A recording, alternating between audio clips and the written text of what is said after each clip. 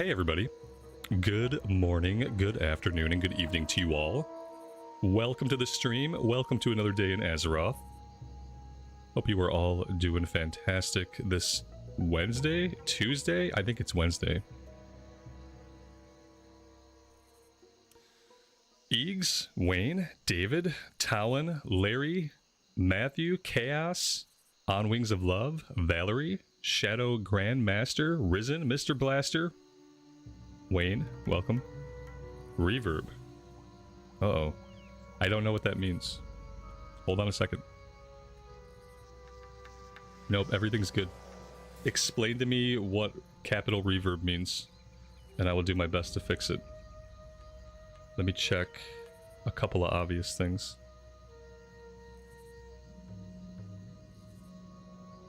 Fixed. I didn't change anything. Maybe the reverb was on your end. I didn't do anything. I was looking at stuff, but I didn't change anything. Sometimes my microphone will flip over to the camera microphone, which is obviously bad. One time it happened for like a whole, like, almost an hour before you guys let me know that anything was wrong. It looks good. Let me know if I need to adjust. I did make some small, like, volume adjustments. Am I too loud? I've been listening. I haven't listened to my streams until very recently. I started listening to some playbacks and taking some notes on the audio, which is something I used to do a lot more of. I used to like obsessively take notes on my audio and like tweak things and adjust things, and I've kind of just like for a while I left it alone. But recently I listened to a few, and I feel like I'm often too loud.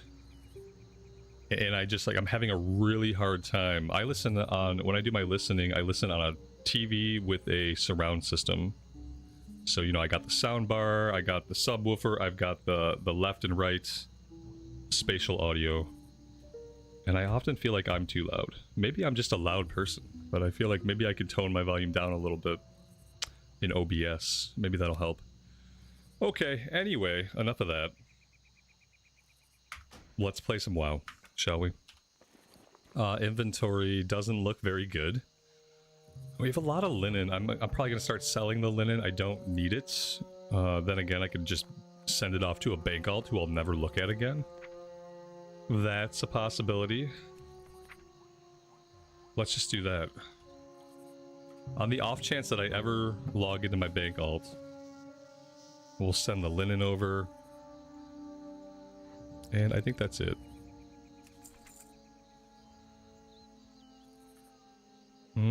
I already know all of these recipes. Let's go vendor. We're in Wetlands. I'm sure you guys noticed. We are going to be doing a bunch of questing in the Wetlands today. I don't know if we have any dungeons to do. I think we're done with dungeons until we get into Scarlet Monastery. I don't think there's a good reason to do more stockades. I don't know if there's a good reason to do more BFD. And that's basically it.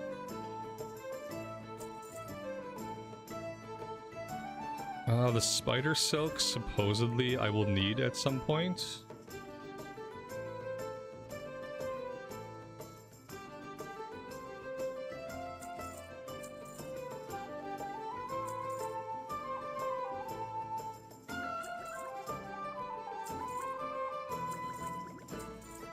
There we go. Off with you. Great to meet you. Well, let's also set our Hearthstone here. See you soon. Mount soon. Do we get mounts at level 30 in TBC?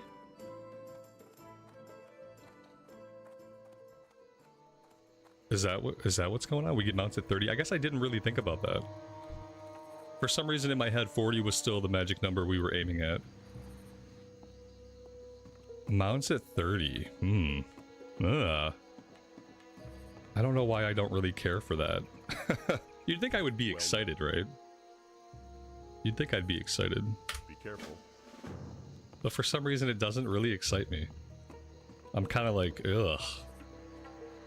Mounts.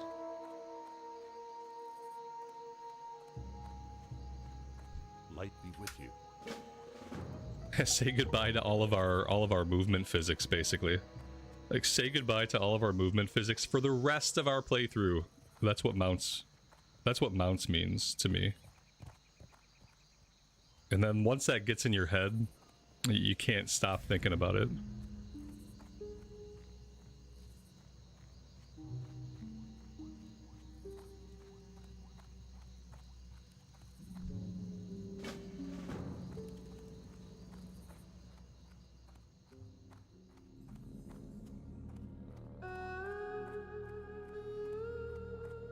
We need like a mount redesign for Classic Plus. I want the mounts to have better like and better movement.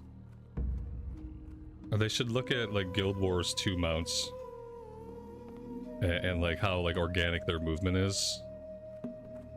And they should basically just copy that. I want riding on the mount to feel like fun and like I want it to have its own physics.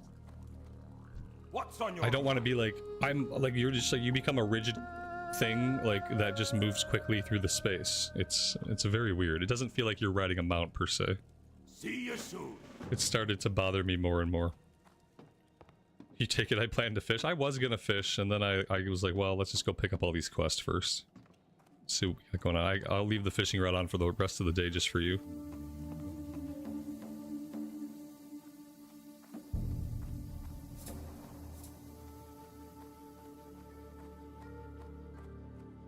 Patrick, welcome to the stream. Monica, thanks for joining us.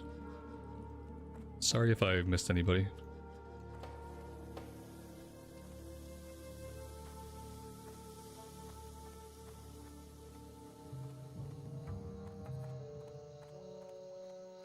I tried the only running challenge.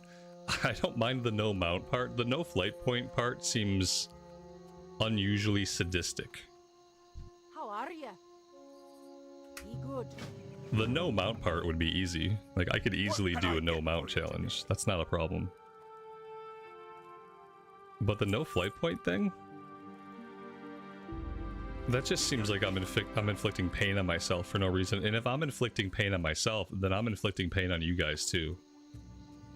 And I don't really feel comfortable with that.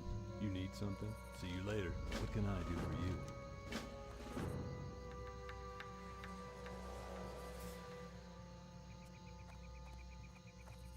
Alright, now we can go do some fishing. Maybe, if we have the requisite skill to fish here successfully.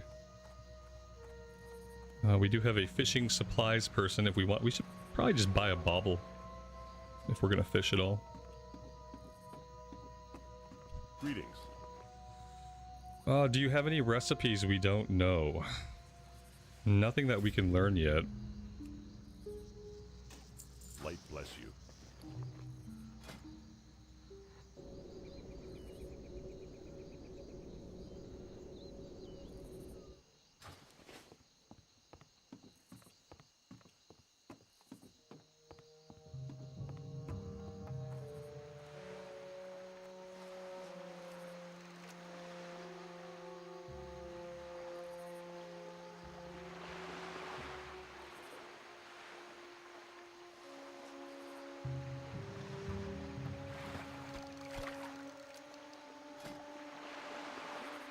Oh, that's another problem. I'm about to cap out on this. And we can't... Well, I shouldn't say we can't. We don't have the vendor until we get to Stranglethorn. I can probably just buy it on the auction house. The way that we bought the cookbook. As long as lunatics aren't selling it for 30 or 40 gold a piece, and it's sensibly priced, then we should be okay.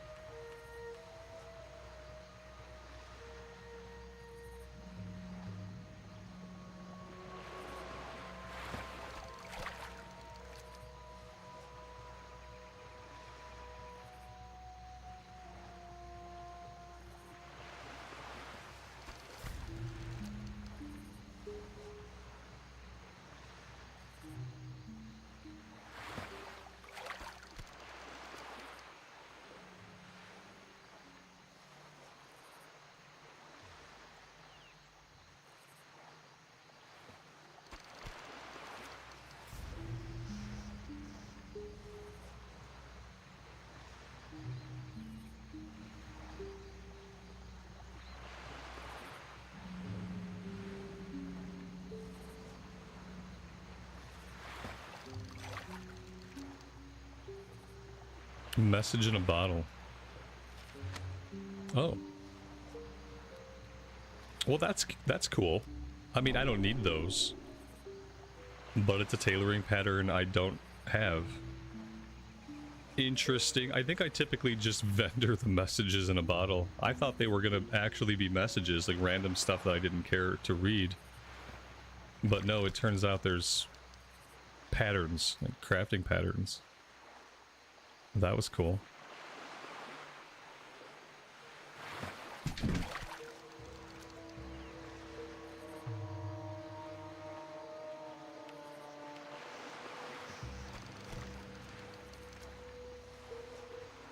I am going to try to just cap this out at 150. And next time we're in a city, I'll try to remember to get the book on the auction house.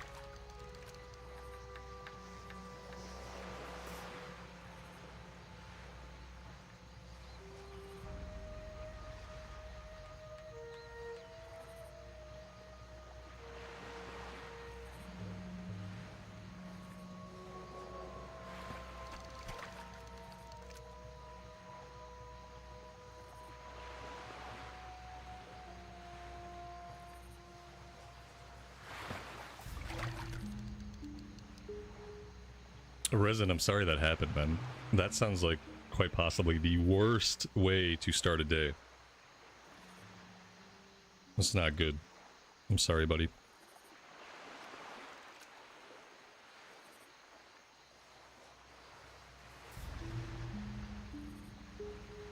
I won't even give you some look on the bright side shit. That just sucks.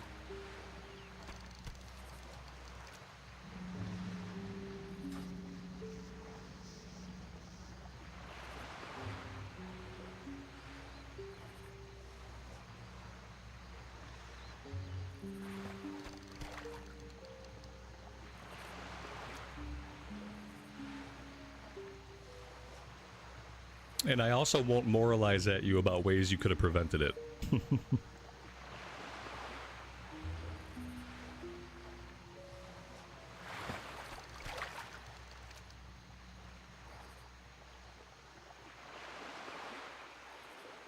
Toss it into rice. Toss it into rice. Put it in a bowl of rice. Take the bowl of rice with the mouse. Put it into the microwave. And then watch the fun happen. No, I don't think you should do any of that. Well, maybe you should now that it's dead. It could be fun.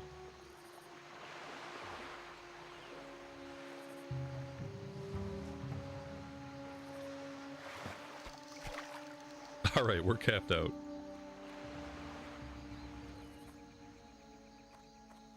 There's the silver lining. Amazon Prime. That's the silver lining. That's the salve for all of our woes. It's like, at least we can instantly buy shit.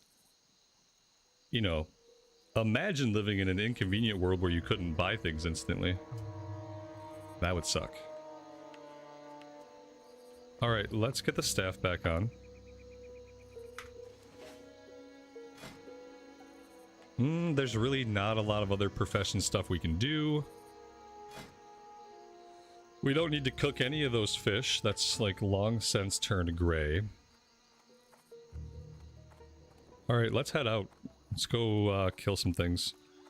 Young Crocolisk and Murlocs.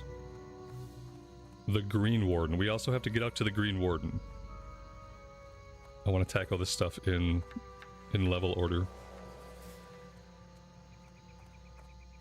Always have a backup mouse? Damn, I wish I could afford to have a backup mouse. If I'm spending money on a mouse, it's because I need a mouse. But yeah, I mean, I guess if you have the funds, like, trust me, like, over the years, I had plenty of opportunities to buy an additional Logitech G300, whatever this mouse is I have, which is now discontinued, and I never took the opportunity. And I wish I had, but at the same time, it's like, well, that was like 50 bucks that I probably needed at the time. So, you know. But yeah, if you have the money, then that's a good plan.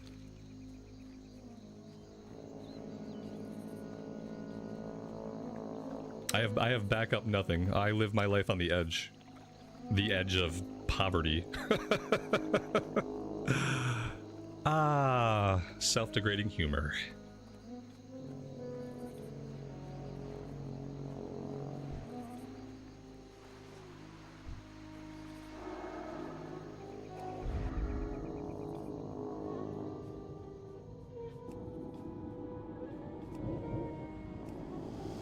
Karen, good evening to you. Welcome to the stream.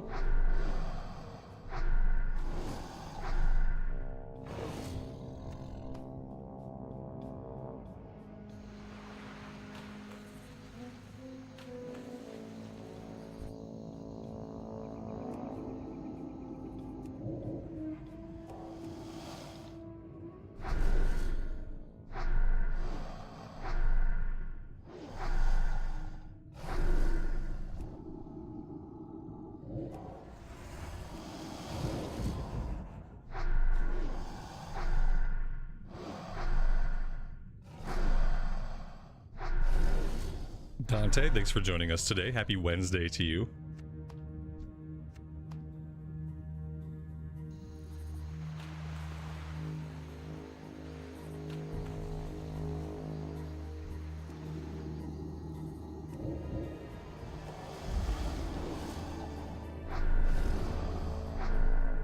Is there a Wetlands dungeon? No, there's not. Wouldn't it be cool if, like, every zone had a dungeon?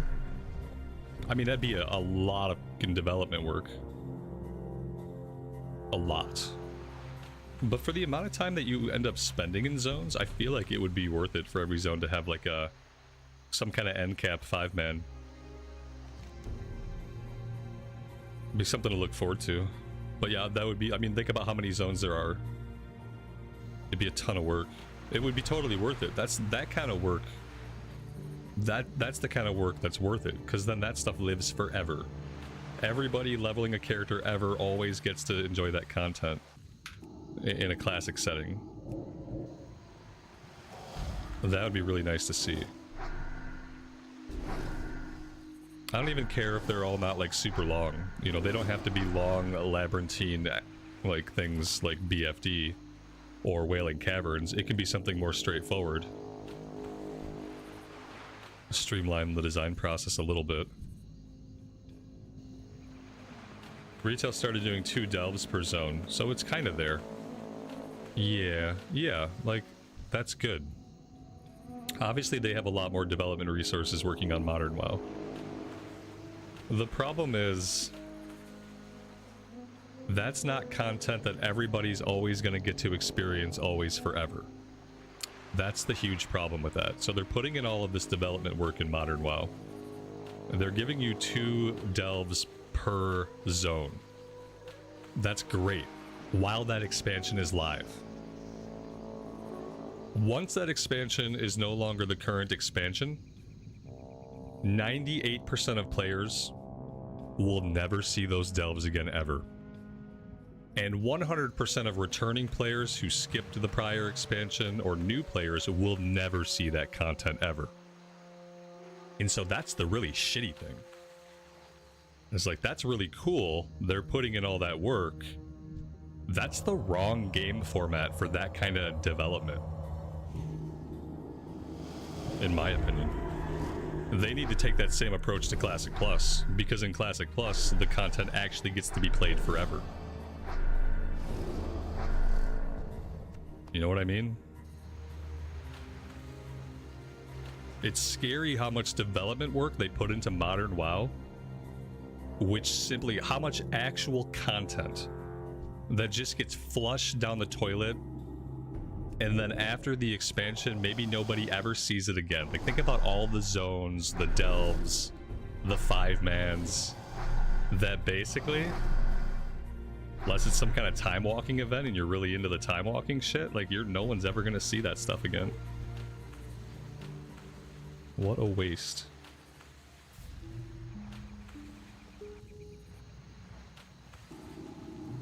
Wetlands got a dungeon in Canada? Lies. I don't think so. I could be wrong.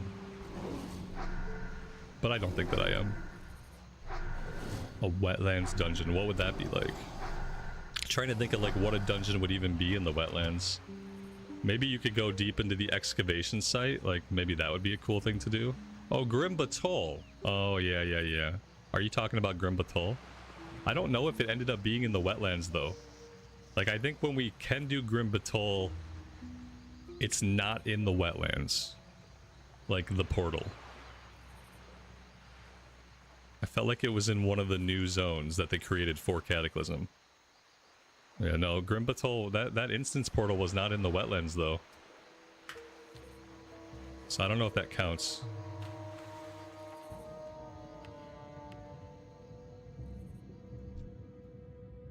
Alright, we need young Crocolisk. Here we go.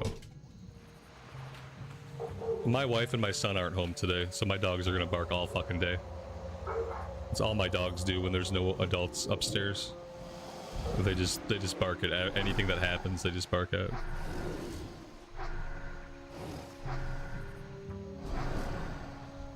I hate animals. They're dirty and they're loud and they belong outside. Animals belong outside. You know, because they're not people.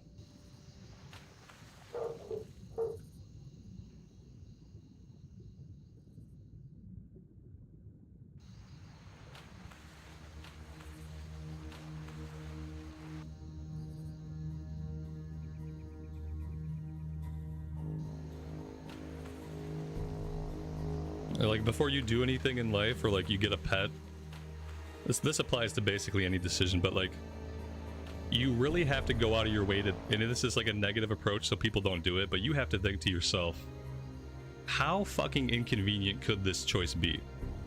So I'm gonna get this dog, okay? It's a cute dog. I like dogs. I like walking dogs. I like playing fetch with dogs.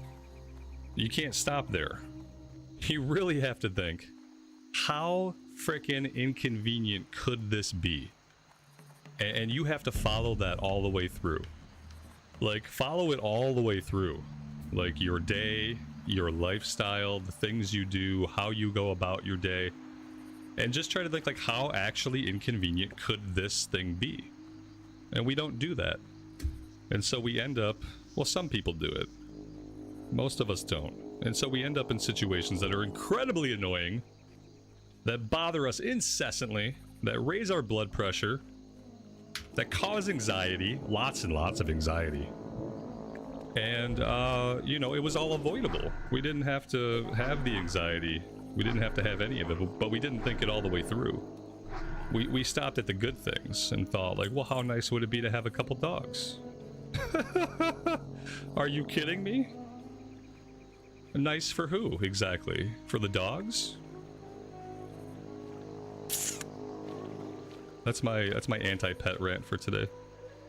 Feel free to thumbs down, unsub. I know not liking pets is not a popular opinion on the internet, but they contribute to, like, my animals contribute to about 80% of my daily anxiety. It's not good. Like, every time I hear my dogs bark, every muscle in my body tenses up. Like, I can feel my nerve endings. I can't explain it. But it's like every time they light up, like, my whole nervous system lights up with them. And I can't, like, I can calm down from it, but it's like that I feel that initial spike where every single adrenal gland in my body suddenly pulses all together, and it's like, and it feels like it's really bad for my entire body. Like, when I feel it happen to me, I'm like, God damn, this is what gives people heart attacks. Like, this can't be good for my physiological being. And so, therefore, like, yeah, I do a lot to take care of my pets, but I don't like them. Because they cause, like, near crippling amounts of anxiety throughout my day. Especially when my wife's not here. when I know there's no one upstairs to deal with anything. It's a bad time.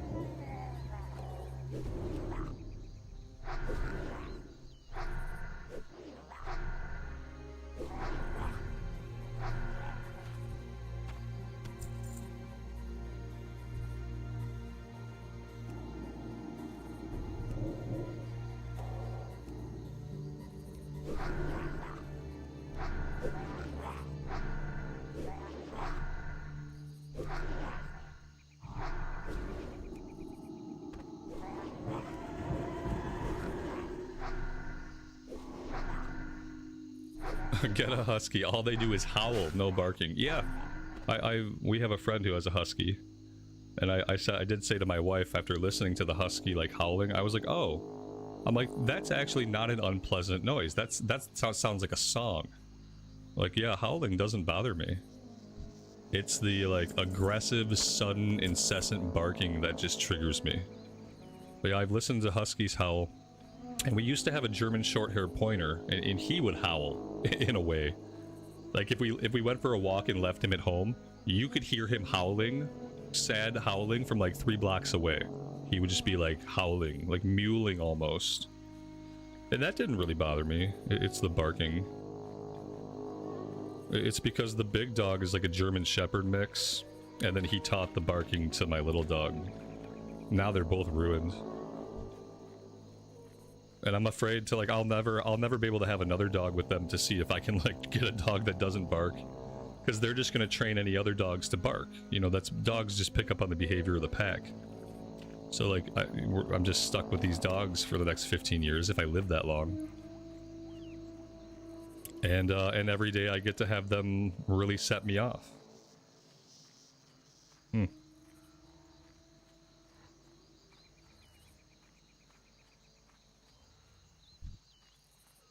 How am I gonna pull this? I don't know if I can. Well, yeah, I can probably pull it.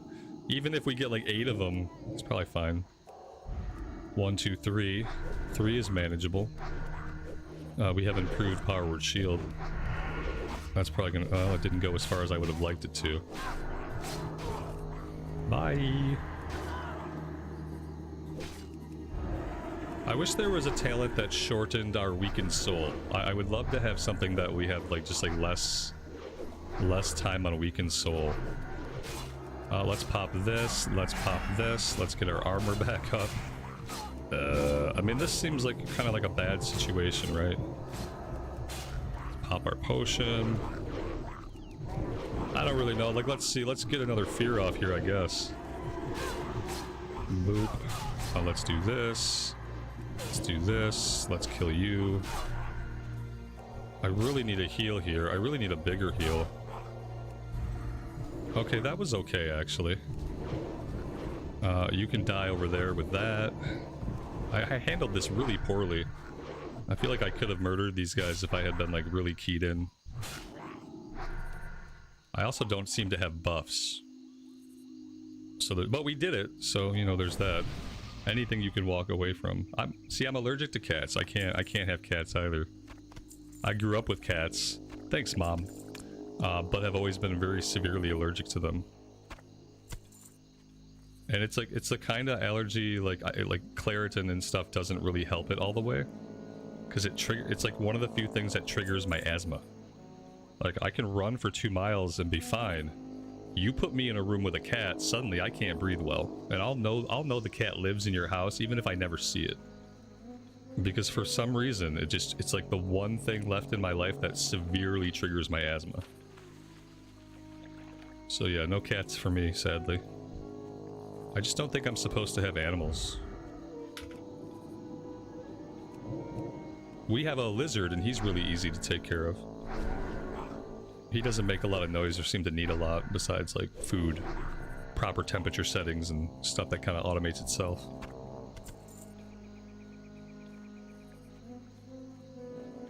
Oh, I need you. I need Gobbler's head. Wait, why is he tagged? Oh, this asshole.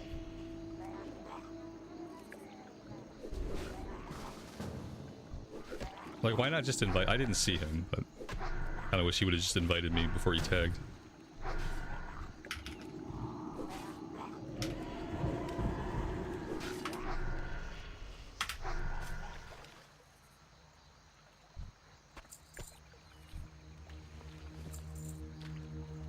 Well, that was nice to find him.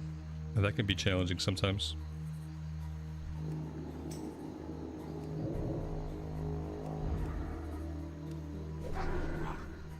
You got a turtle back in the day, he was pretty chill. Yeah, like, stuff like that's fine. You don't get anything out of it, though. Like, you can't walk it and stuff. But that's okay. I really just have come to think that, like, animals are meant to live outside. I don't think there's, like, a good case to be made for having lots of animals in a house. I think there's lots of negative things that happen when animals live inside of a house. And I'm just kind of getting to that point where that's my stance.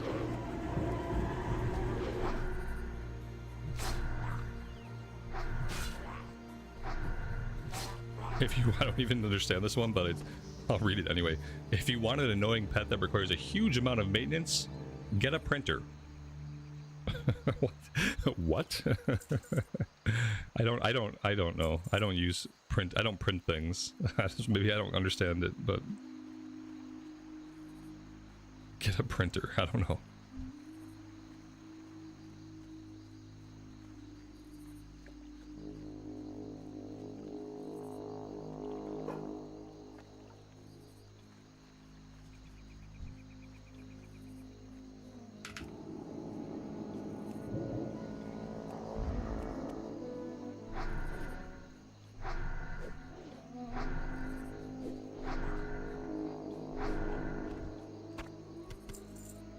Alright, we're done with Murlocs. We got Gobbler's Head. We got all of our Crocolisk skins. Let's go turn this stuff in. We have to head out to the Green Warden, but we might as well turn this stuff in first.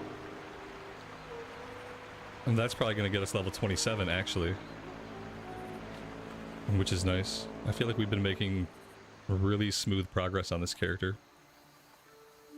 I know we'll probably hit a brick wall at like level 40, but it seems like, at least until then, it's smooth sailing.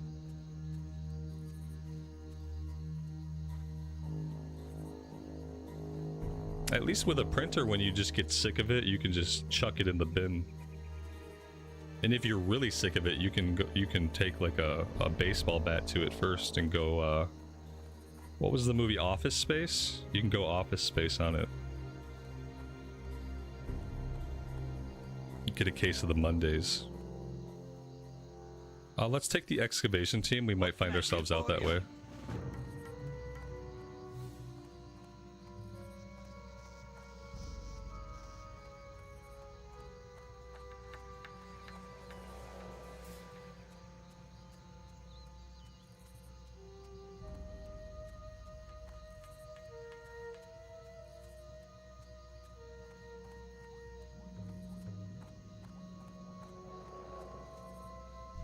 Honor, friend.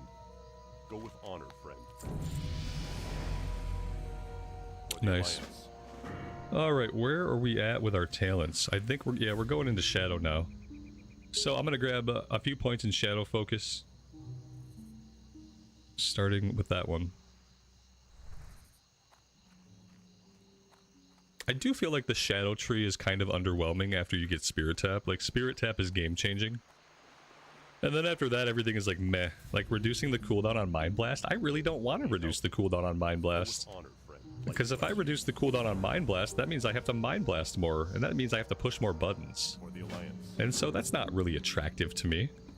I would love Mind Blast to do more damage. And not have a reduced cooldown. That would be impressive. That'd be a talent I'd really be excited for. But the prospect of wasting 5 points so that I can spam more Mind Blast? Ugh. It's garbage. Yeah, and use more mana. Oh, great! I get to stop wanding, which is why I'm so efficient. I get to blast more Mind Blast, which means I'm pushing buttons more and blowing more mana. Like, I don't really see an upside. Like, my kill rate will go up a little bit. But my kill rate is fine. And so, like, I really don't want to spend those points there, and I might not. Because I don't want it. I might go all 5 points into Shadow Focus. And then I might even take the freaking stun. You know, or we could, nah, the reduced threat's never gonna help me. Yeah, like I'm not gonna put 5 points in this for sure. There's no way I spend 5 points in it. It's crazy. Like, no. We'll grab Mind Flay. We'll improve Psychic Scream, I guess. Like, that's fine. That could be useful. And then we'll put the minimum amount of points we can to get to the next tier. That's really all I can think as a way of handling that. Menethil Statuette we can go after later once we get the quest to go up and kill the undead on the boat. I want to make my way out to the Green Warden because he has a low-level quest that we have to get done. Dave, welcome to the stream, buddy. Thanks for joining us today.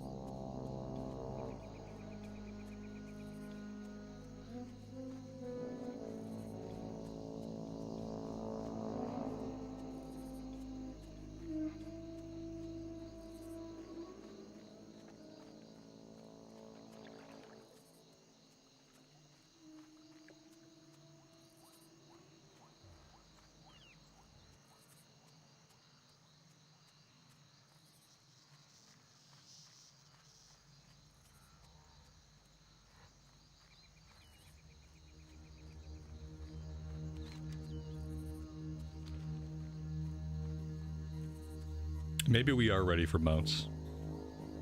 Just kind of realizing how big Wetlands actually is.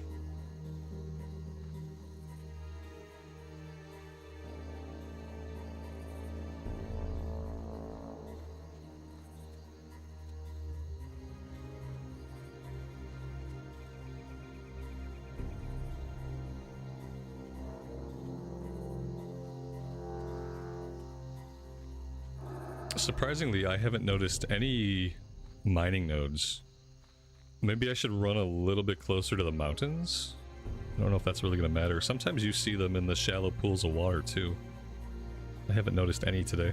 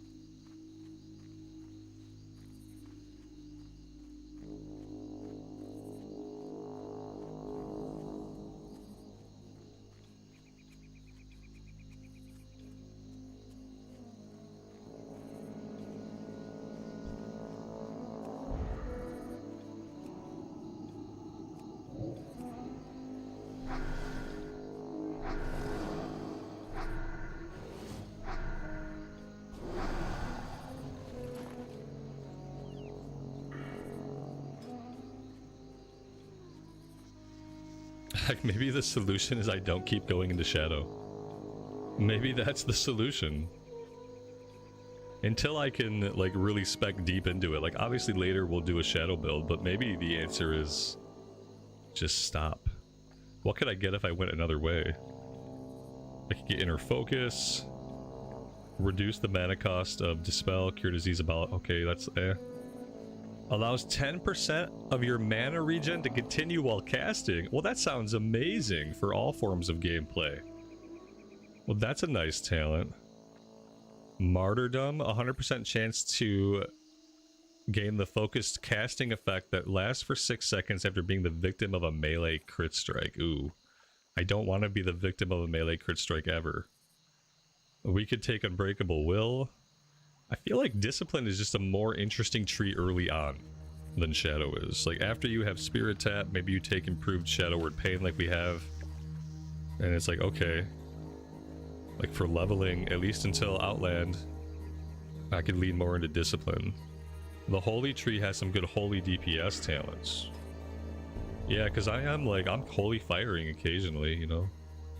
Increase the critical effect chance of your Holy Spells, that would be cool. Increase the amount healed by Renew would be good as well, I wouldn't mind having that. Reduce all spell damage taken, that's enormous. For soloing, like that's huge.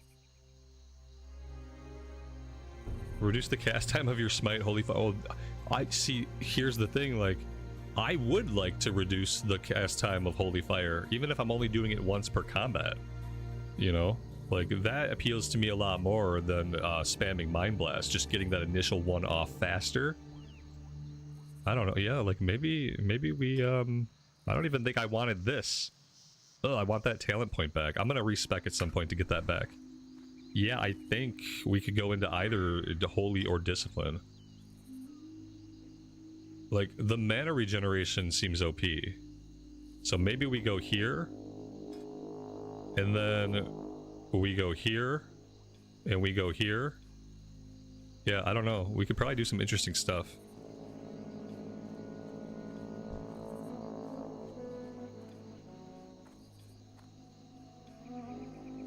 The other two trees are just more interesting to me than the Shadow Tree.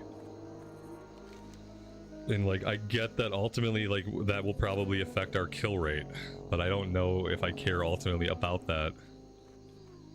Especially since when we can, we are doing a lot of dungeons. Because I have very much been enjoying healing again. It's nice and relaxing. I don't have to stress about anything when I heal. We are looking for... what are we looking for? Gnolls. Moss-hide gnolls, moss-hide mongrels. They're going to be over, like, in this direction somewhere. If I remember correctly. Grab Holy Nova. Like, how funny would it be to grab Holy Nova and then just run into melee and just AoE spam the shit out of everything and out DPS everyone in the group? Just blow all of our mana Holy Novaing. That sounds really fun. Maybe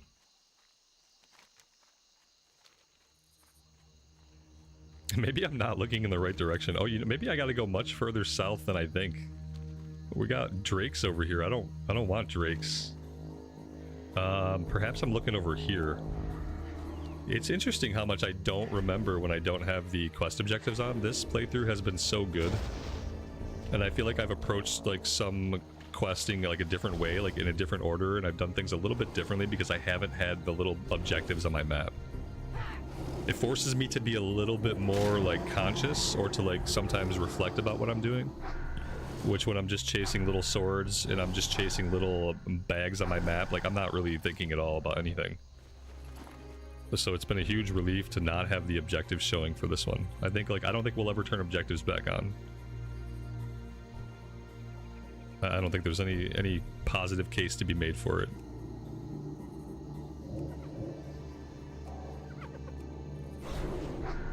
Oh boy.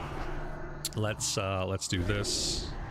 That might have been a bad one. That might have been like the worst possible place you could run to. Oh, we're gonna have to run away. I think we pissed off an entire camp of gnolls. Yeah. Yeah. Sorry guys, go ahead and reset. Thank you. Wow. It was like the worst possible route he could take for his sphere. The other guy ran the way I wanted him to.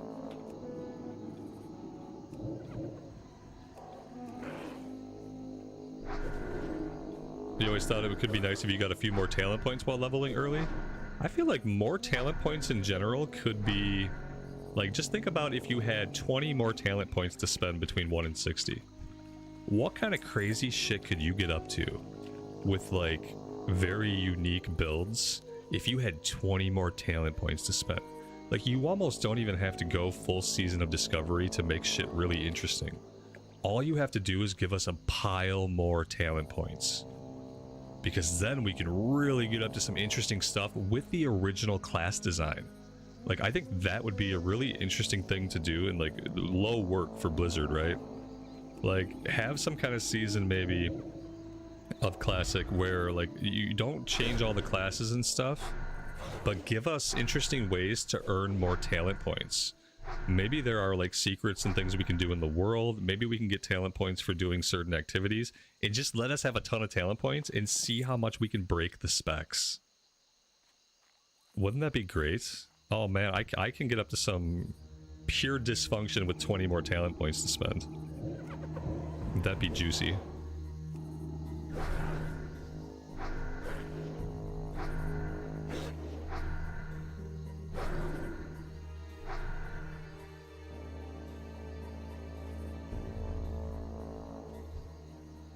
But then from a developer standpoint, you have to be hands off. Don't balance anything.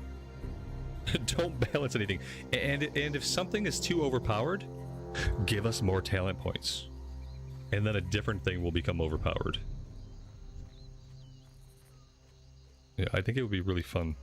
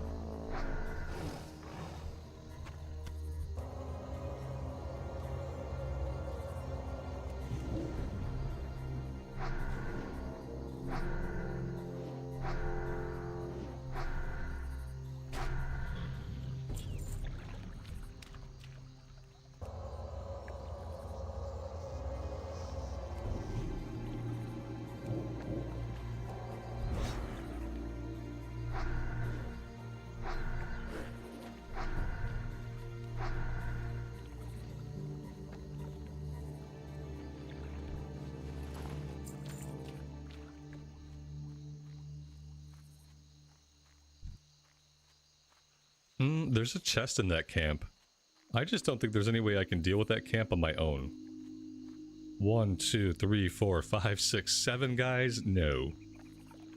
I don't think we can take 7 guys, even if they are a little bit under level from us. They could do D&D multi-classing. Yeah, multi-classing is always like a good idea for like a lot of diversity, obviously. That's something we'll probably never see, but man. Yeah, imagine being able to take a subclass. Oh, Jesus.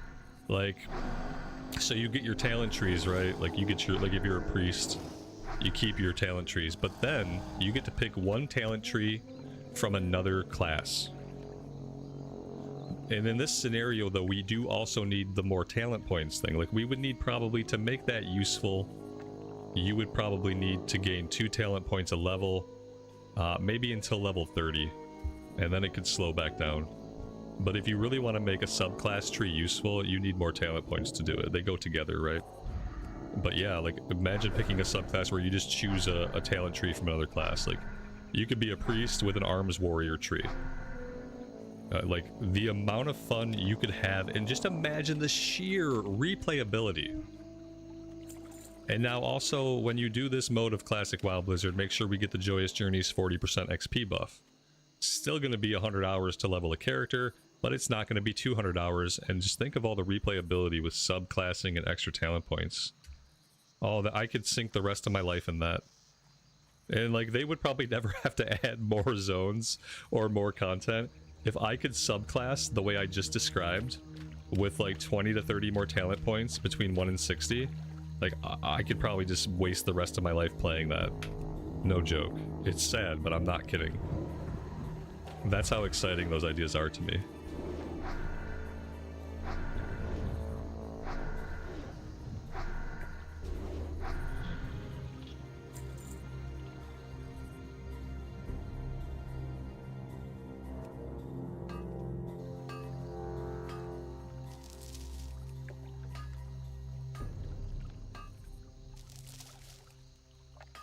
Sometimes fun has to take priority over outcomes, over like controlling outcomes. And what I mean is, like, to have that level of fun available to players, you have to give up on balancing everything. Like, you have to accept that certain things are going to be OP and that people are going to find out. But it's worth it for the amount of self-expression that can come about. Like, people could be finding broken builds for years and years. Just because of if you have the ability to roll the class and you get to choose one of the 16 or however many other talent trees, you get to pluck that over into your build. Like, we could be finding cool builds for like the next decade. But you have to give up on being able, as a developer, you have to give up on being able to control the outcome of having any kind of class balance, because there's not going to be any kind of balance. There's going to be pure fun, and just the ways in which the players can tackle the content. And then what you do is you do some more difficulty stuff, like give the 5 mans more difficulty settings. Like, let us ratchet and tune our difficulty and reward to the group that we've put together. And that way, if you're going to take a stacked group, like, oh, we know this build is broken, let's bring 4 of them, then you can ratchet up the difficulty to like have a gameplay event with your broken build.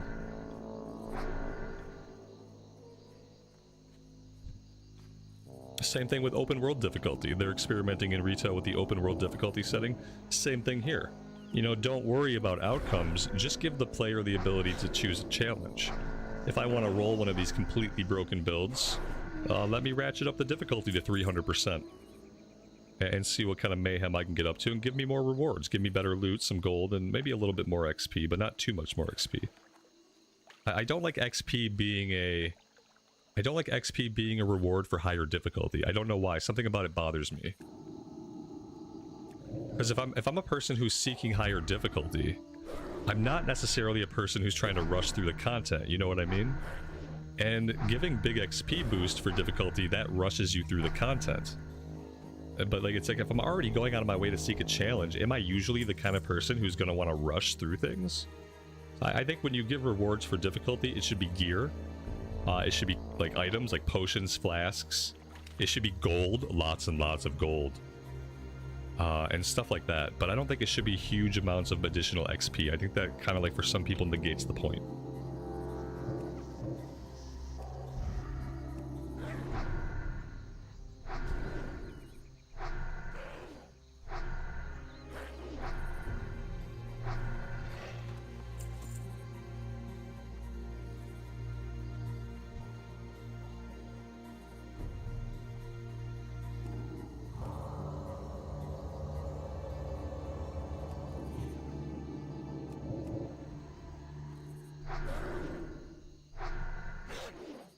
More crafting mats? Sure, you can do like specialized crafting mats so that, you know, the game would know whatever profession you are.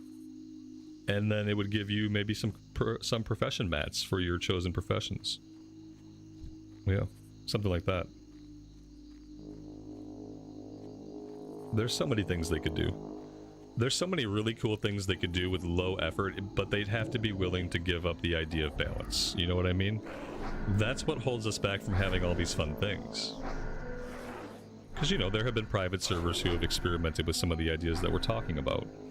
Because they are fun, and players have almost universally found them fun. You know, they might not find them, like, permanently engaging, but they do find them fun. And so what holds them back is this attachment to the idea that everything has to be balanced within certain parameters. And that's fine for, like, the main course of the game. If, you know, your core game could definitely be like that, but I think it's worth it to have experimental modes of your game that are just completely broken for the sake of fun and exploration and invention. And just, like, player expression.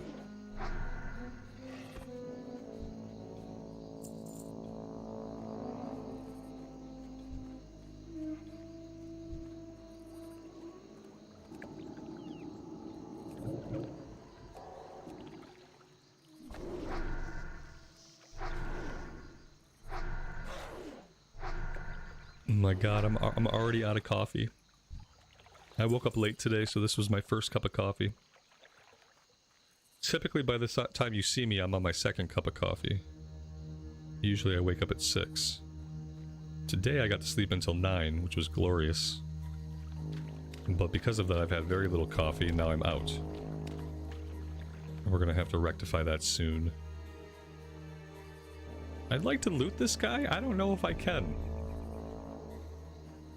No, I can't loot that guy. That's not gonna happen. Well, we're not getting in there. If I get it, I can get in there and loot, but then I'm gonna pull the whole thing. He's probably got an epic on him, you know? We could go in and loot and then just leash them. And in fact, that's what we're gonna have to do, because I just have to see what's on his body now at this point. Oh, that's nice. We didn't get them. Because they're lower level.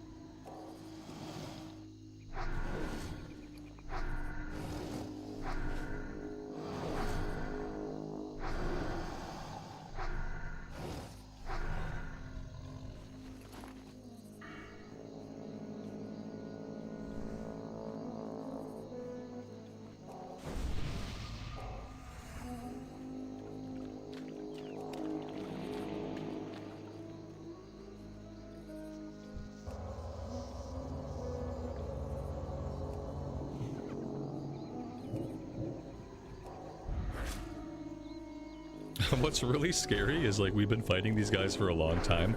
I haven't come across a single gnoll. Like, I guess I've been killing all mongrels this entire time, or, like, stuff we don't need. I'm just now starting to see the gnolls. They must be down in the southern area.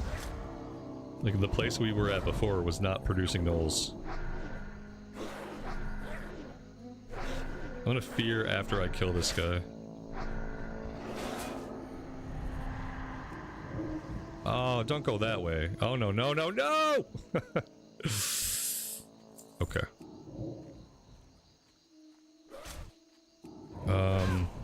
No, I don't think we can. I don't think we can take that. I don't think we can handle all that. This fear is certainly getting us into trouble, isn't it? I didn't think he would go that far, and he certainly did.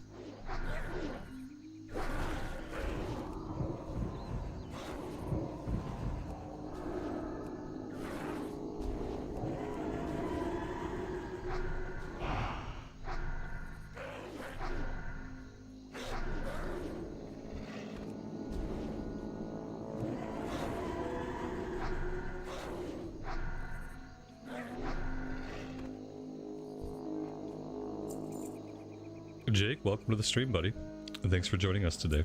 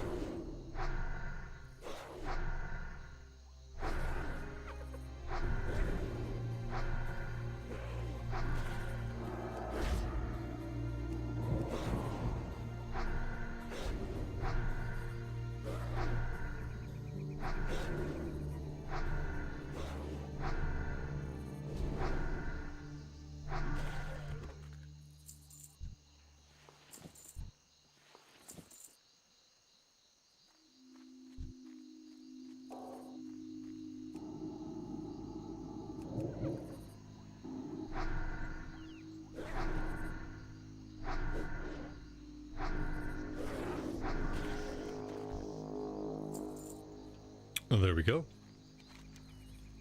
I like when they just respawn and come to me and we just keep killing them.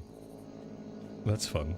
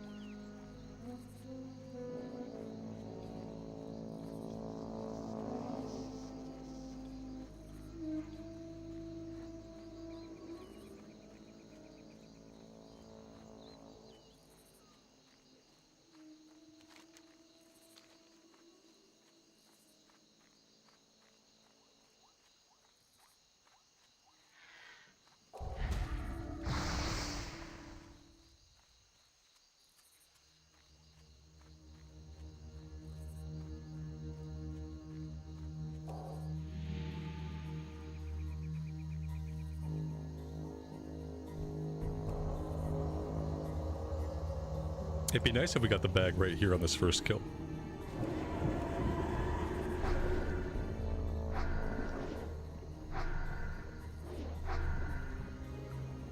No such luck today.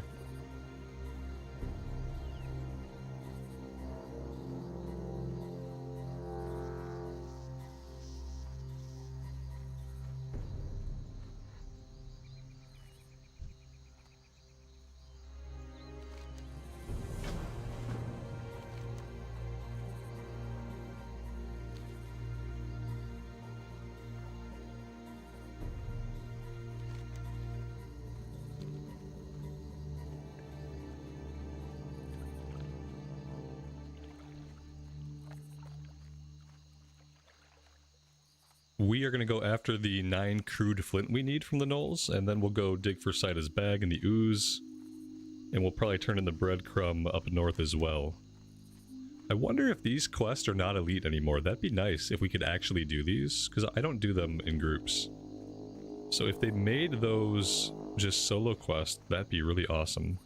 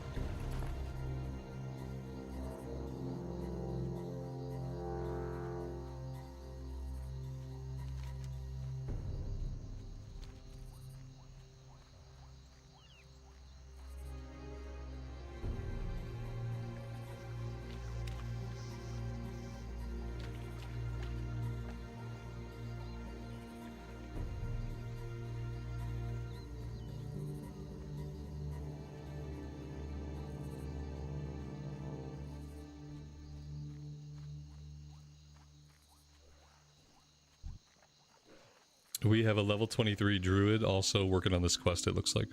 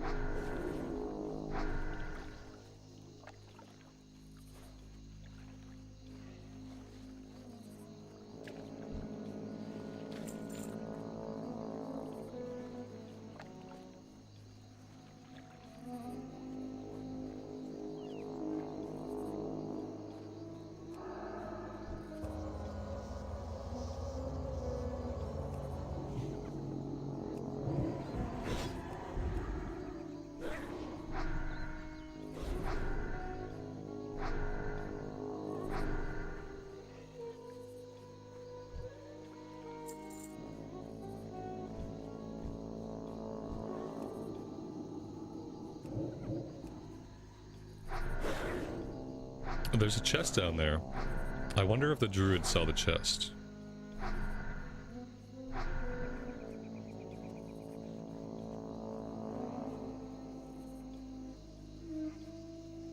Okay, I was hoping we would be dropping combat. Because I was hoping that the mob I was fighting would die. I think we're stuck in combat with the druid. Yeah, we were. I don't think he even saw the chest.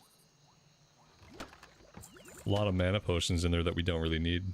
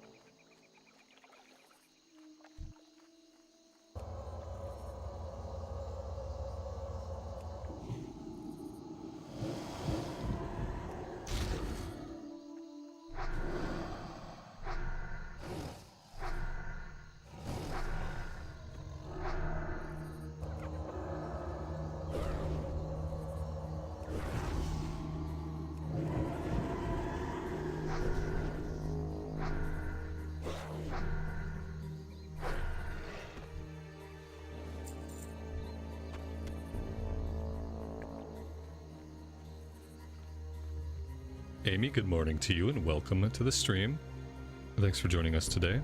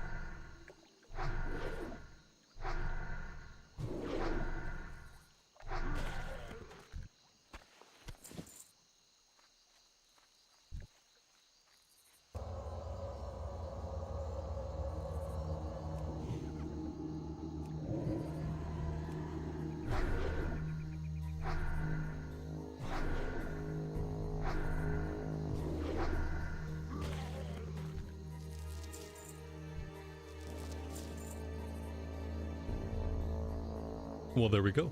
That's 9 out of 9. This is probably the easiest time I've had with these guys. Typically doing this quest is kind of a pain because it's a low-level quest, but a lot of the guys are level 25. But on the priest, it was incredibly simple and easy. Now let's see how simple and easy it'll be for us to get Sida's bag. How many kills will it take? We've already killed 1.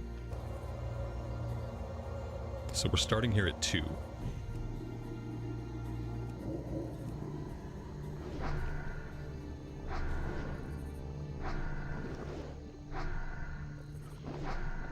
Austin, welcome to the stream, buddy. Thanks for joining us today. You wouldn't think slimes would be interested in a 10-slot bag, but hey.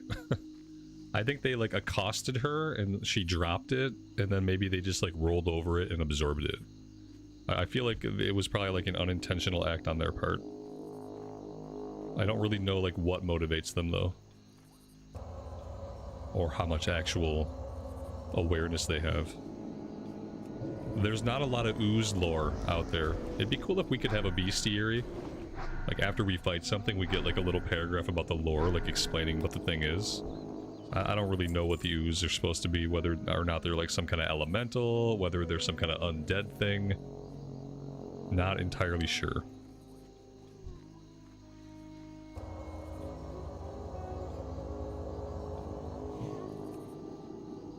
We got the bag? Oh my god, wait, did they nerf it for TBC? Does everybody get the bag now within a couple of kills? I mean, I hope they nerfed it. We already got it. It was like kill number 2. It was second kill. It was the first one. Well, no, it was third kill, right? 1, 2, 3. We fought one before we came here. We fought this one. And then this one dropped it. So that's 3. 2 kills here, but 3 overall.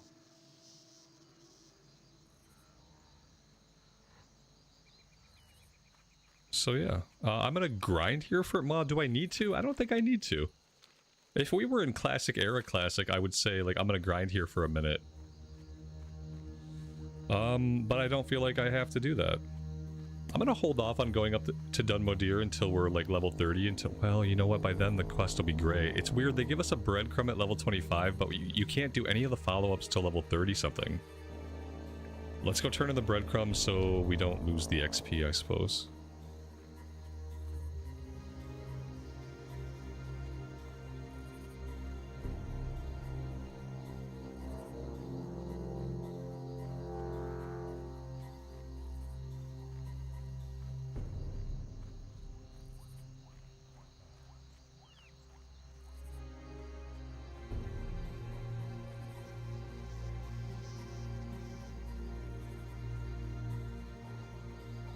This is Thunderstrike EU.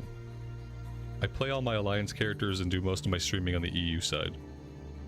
That way, when I'm playing, it's prime time for the people that are playing on the server, and I don't have to deal with US maintenance windows. Because US maintenance windows happen right during the middle of my stream. And I cannot abide it. You got my attention. Watch your back. Off with you. Yeah, see, we turned the breadcrumb and we gotta come back here like level 33. 32, 33 would probably be good for those. Let's go back to the Green Warden.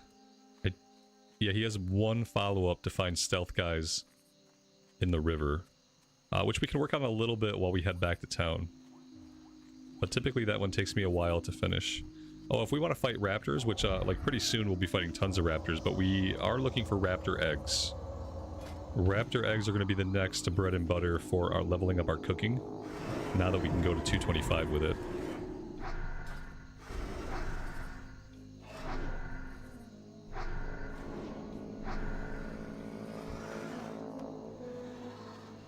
The quests are no longer elite quests, so I was just kind of assuming the enemies would not be elite either. Because the quest used to be marked with a little plus, indicating they were elite, you needed more players, and I don't see the plus anymore. So I'm pretty sure, like a lot of the elite quests, these became non-elites. So we're definitely going to come up here and do that at some point.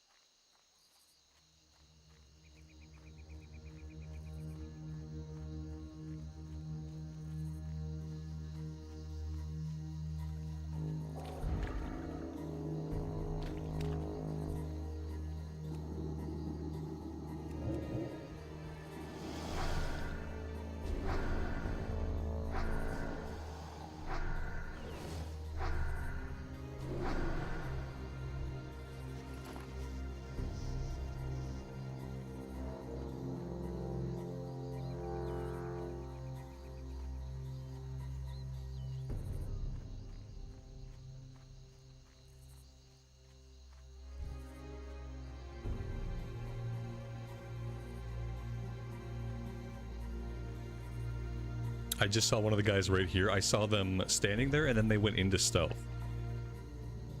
We're gonna come right back over here and kill that guy as soon as we have the quest to do so.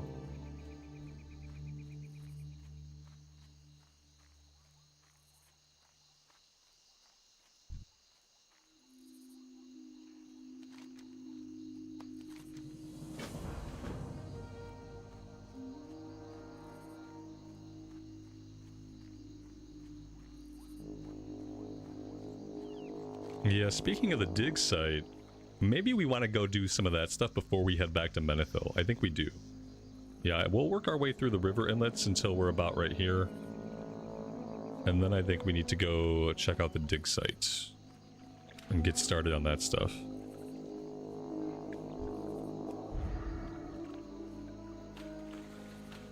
Now, where did this guy go? We just saw him here. Unless he got killed again.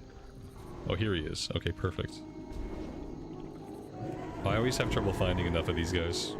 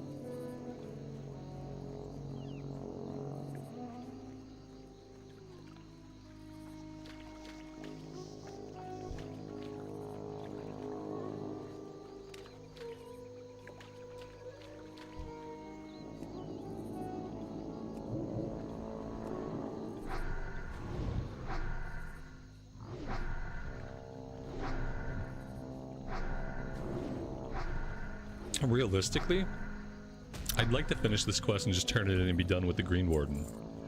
I really don't want to have to like run all the way out, all the way back. So maybe we can get lucky with some of these guys. Maybe they added more spawn points or something. Because yeah, I would really like to get this one done and not have it be something I have to remember to do later. We all know how that goes.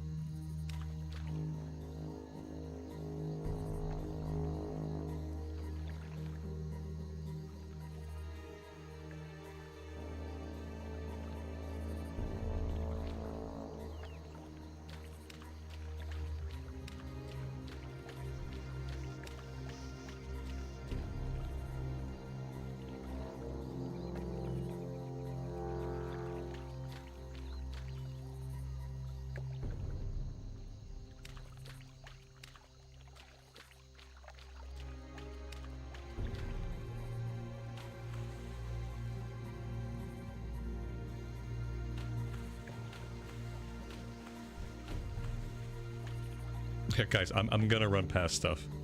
Like, it's gonna happen. And trying to call it out when it happens is useless because there is a 5.5 second lag between what you are seeing on the screen and what I'm actually doing. I am always going to be about 5 seconds ahead of you.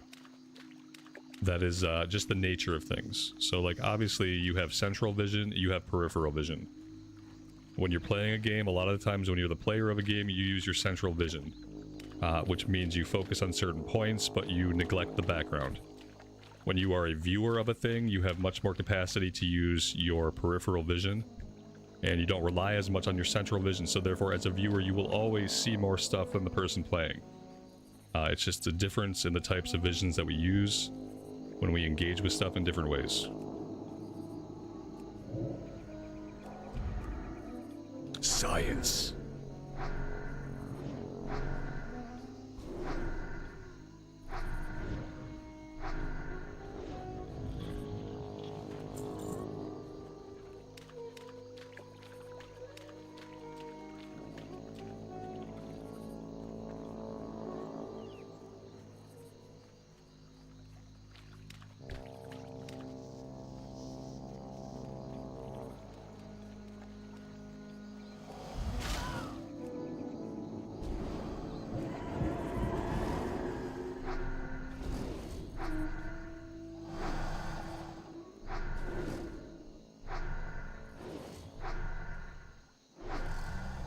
Your backseat wowing. Yeah, and there's a level of backseating that's fine.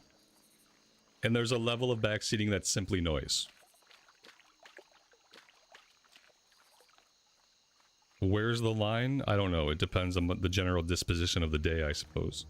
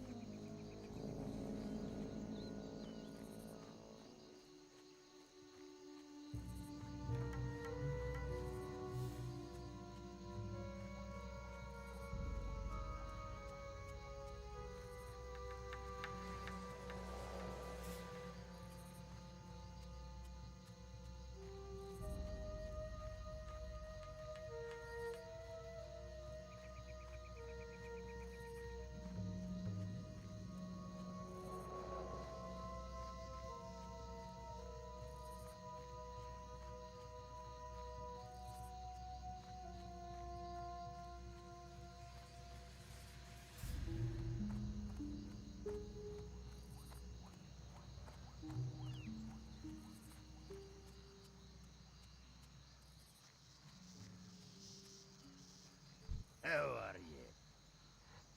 Be good.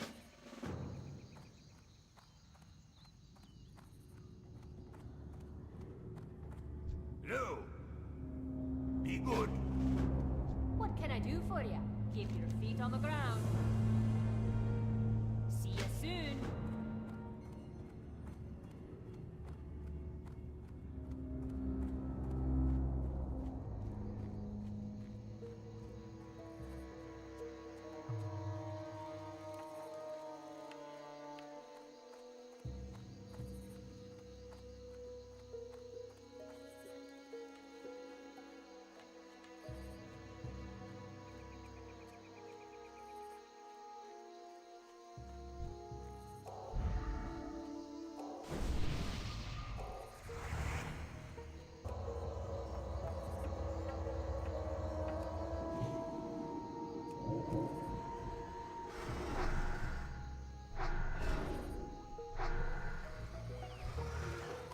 Carrie, good morning to you. Welcome to the stream. Thanks for joining us today.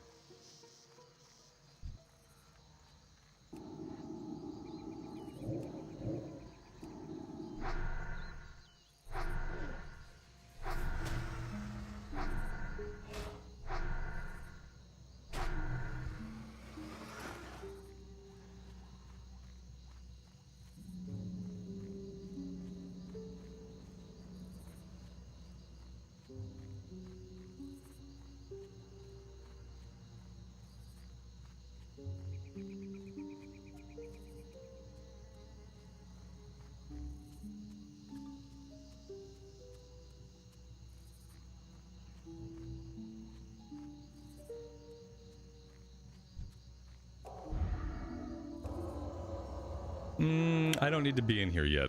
Let's go outside and do the raptor kill quest. We'll worry about the artifacts when we have the kill quest to kill the higher level raptors. Yeah, let's do it that way. That's smart.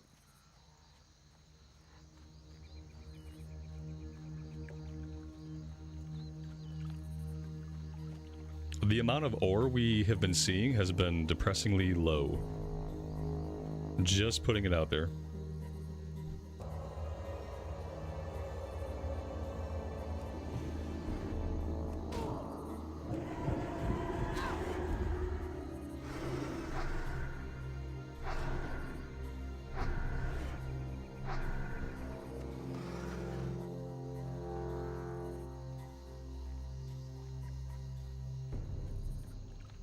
Someone over here has been on a raptor kill spree. What do we got? Level 23 human paladin. Let's kill basically every mob in the area. Well, we can keep going out a little further, and then we're going to be waiting on respawns.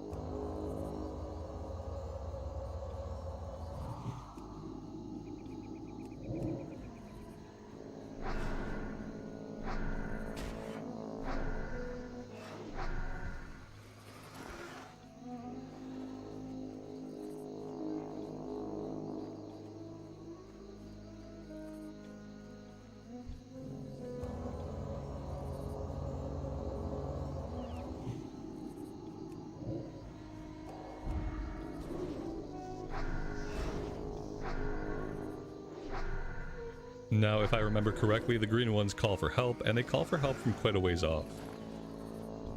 Further than you might expect.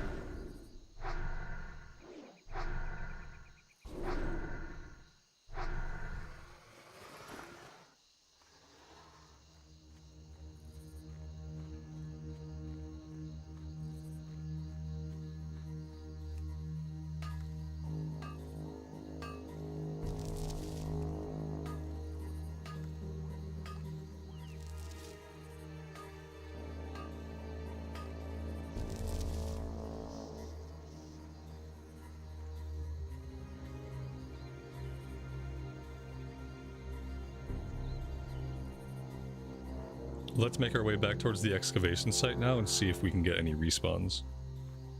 We need 4 more screechers.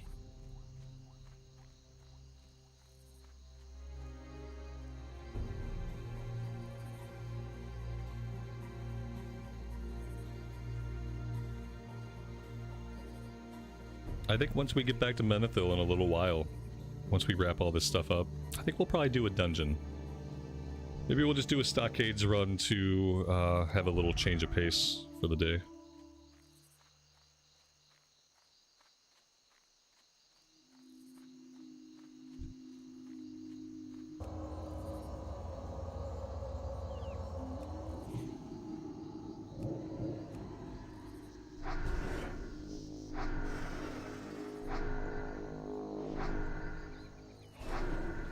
We could do Razorfen, assuming that there were Alliance people out there able to summon us. And yeah, because I'm not going to take that burden on of getting out to the Barrens. I don't have the Booty Bay flight point. So it would rely on somebody who has the Booty Bay flight point to head on over to Ratchet and make the run. Or I guess, would it be faster through Dustwallow Marsh?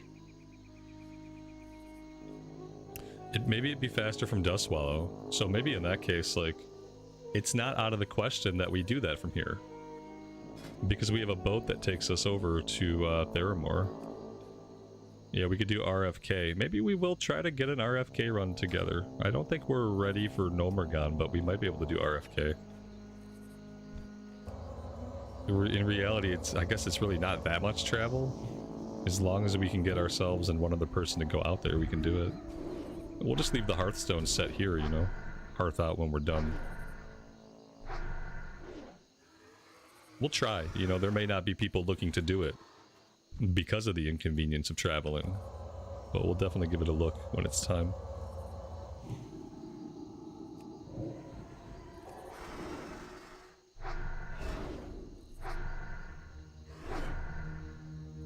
We haven't stopped to drink for ages? No, nor should we. I should really never have to drink while questing on this character. That's just because of Spirit Tap. Like, Spirit Tap is one of the single most powerful talents in this game when it comes to how much it affects your leveling journey. There really is nothing else like it on any other caster. It just keeps you going indefinitely. I can fight 4 mobs and I can just walk away from it without having to drink. That's how effective it is, because each time I kill one of those 4 mobs, I'm getting Spirit Tap. So I essentially then have Spirit Tap the entire time I fight a group of 4. That's why we don't go and it's why we don't get killed. Because as long as I have that mana coming in, I can always bubble, I can always heal, etc. It's a really amazing class to play. And the gameplay itself is very cathartic. Geo, good evening to you, buddy. Welcome to the stream, and thanks for joining us.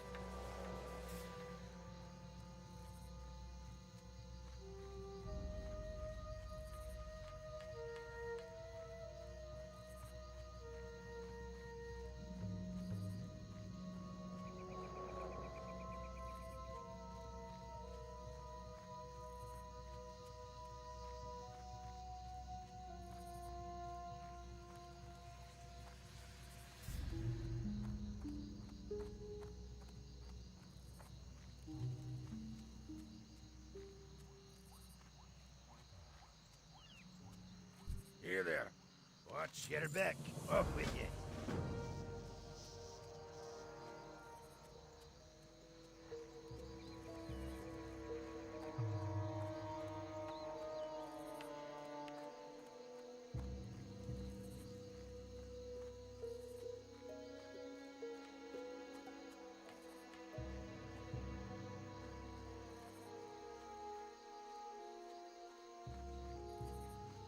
I don't think I want to do these next set of quests right now. They're level 27. I feel like we could tackle these a bit later. What I do want to do is I want to finish the Green Warden's quest. I do want to get that done, I think, if I can. We can scout around the areas we've already found some, like head back this way towards where he's at. And maybe we can get that done and then we can hearth back to town. And then we can start thinking about this dungeon run. That would be ideal. And then maybe after the dungeon, I think after the dungeon run, we might actually want to head back to Duskwood. And possibly do stuff back that way. So maybe even like, maybe while we're looking for a flight, we actually put ourselves, or while we're looking for a group, we put ourselves on a flight back to Duskwood. Because I think I want to go back to Duskwood for a while and then eventually come back here and finish everything up.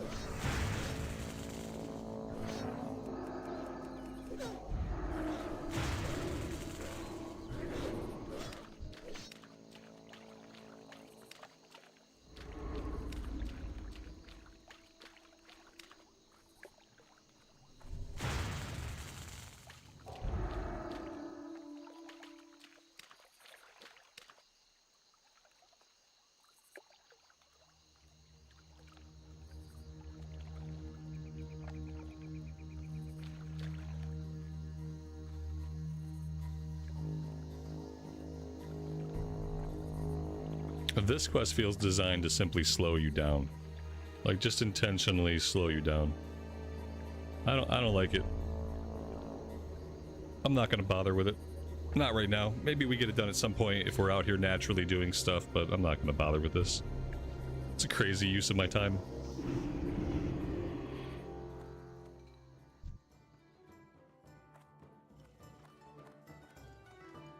Hi. Oh my god, maybe we can get some tangy clam meat out of these. Yeah, there we go. We can use that for cooking. How are ya?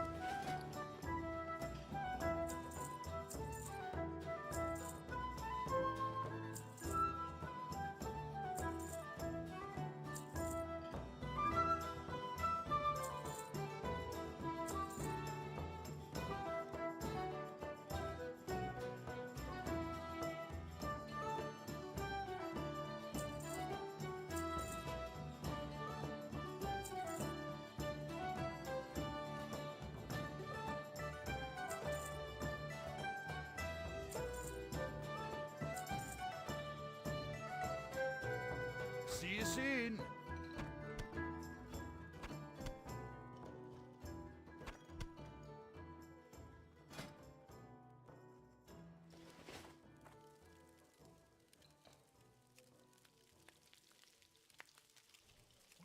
Lots of stuff we can cook now, actually.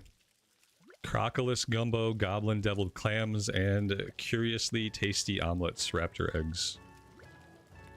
Very nice.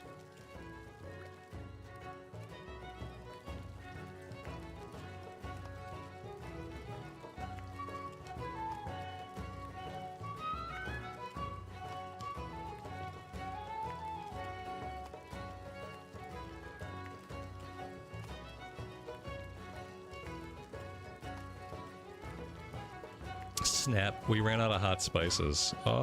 Is there a trade goods vendor anywhere here? I don't know. We'll keep our eyes open. Oh, right here. That's nice. You got my attention. We need hot spices. Let's just grab 20 of these.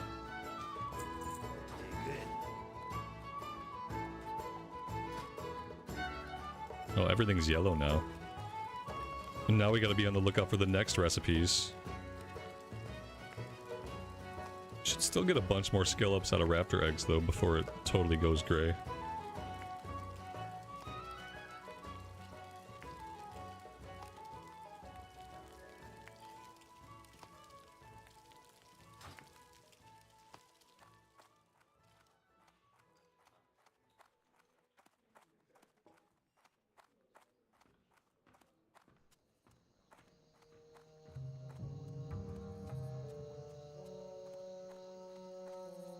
we're easily going to keep up with our cooking, and I think our fishing won't be a problem either once we have the book. Watch your back. Cooking and fishing, we're good. We're going to keep those going. It's like, that's going to be easy. As far as keeping our tailoring going and our mining going, that's going to be a lot harder, obviously. We should already be 150, and we're not. Like, basically at 25, we needed to have everything at 150 to be on track. And mining is nowhere close, and tailoring is not very close. So we're already pretty far behind as far as keeping our professions up to date, except for fishing and cooking.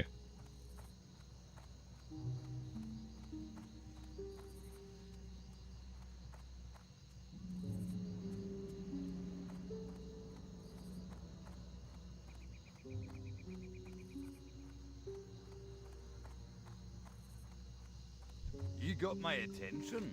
Watch your back.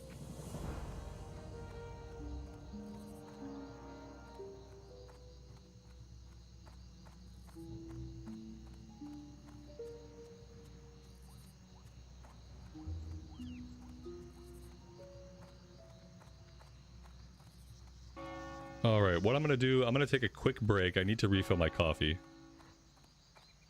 Grab a quick snack, and then we're going to start looking for a group for Razorfen Crawl. And we'll see if we can do that. If it becomes impossible, like we can't find any other person willing to go out there with us to summon, then we'll do Stockades. But we're going to try to do RFK first, and hopefully it goes. I will be back soon.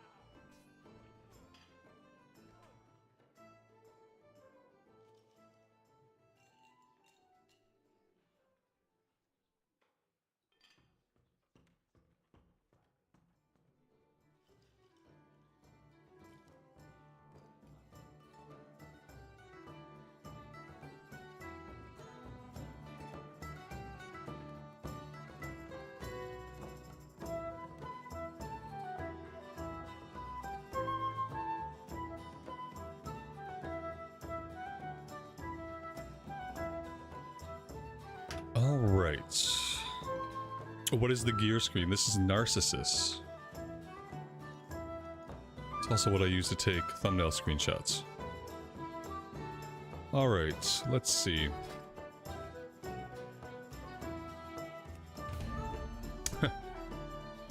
It's exactly what I expected.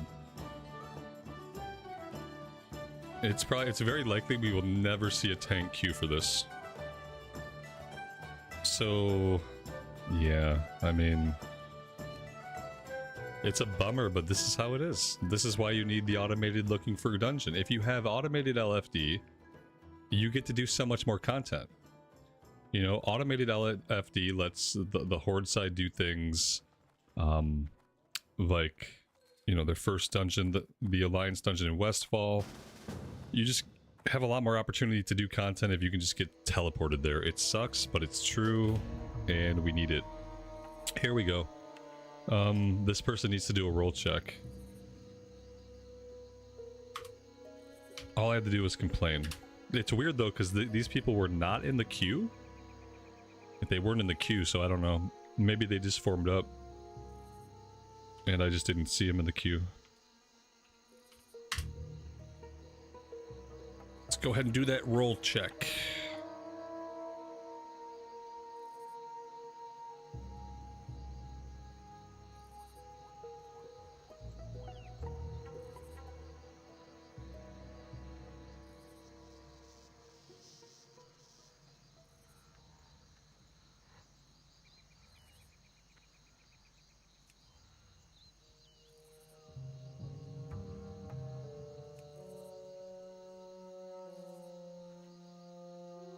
No tank in the list, no shit.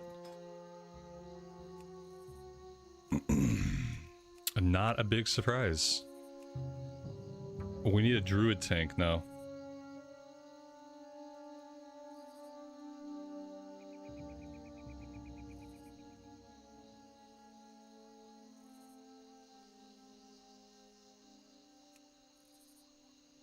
I'm not gonna head anywhere yet. What can I do nearby? We can go after the Menethil statuette nearby. Let's go do that. How about our inventory? How's our inventory looking? Need help?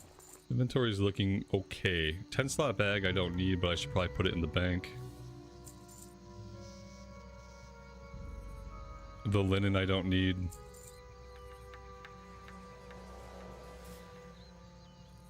I have enough buff food. I don't need to carry all this buff food around. Alright, let's go out and see if we can get the Menethil statuette while these people find a tank.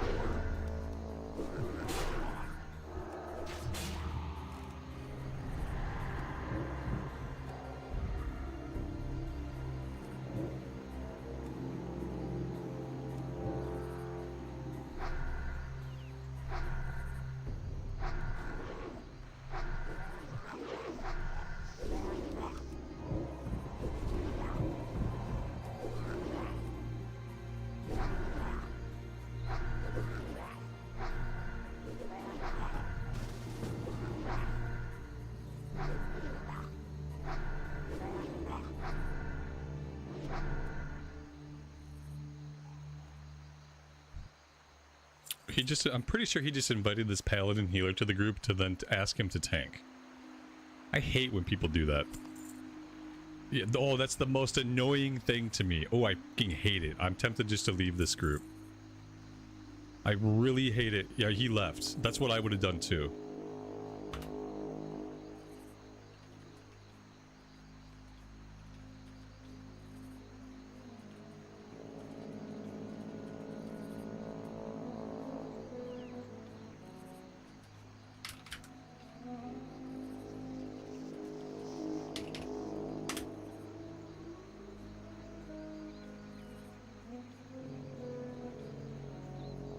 It's the rudest fucking thing to do. To invite someone queued up as DPS or heals and then ask them if they want to tank. Like, it's just fucking stupid. I don't even understand. Why would you do it? I know you signed up for these other 2 jobs, but how about I get you into my group and I ask if you want to do this other job that you're clearly avoiding doing? Hello? Like, don't waste his time, don't waste our time.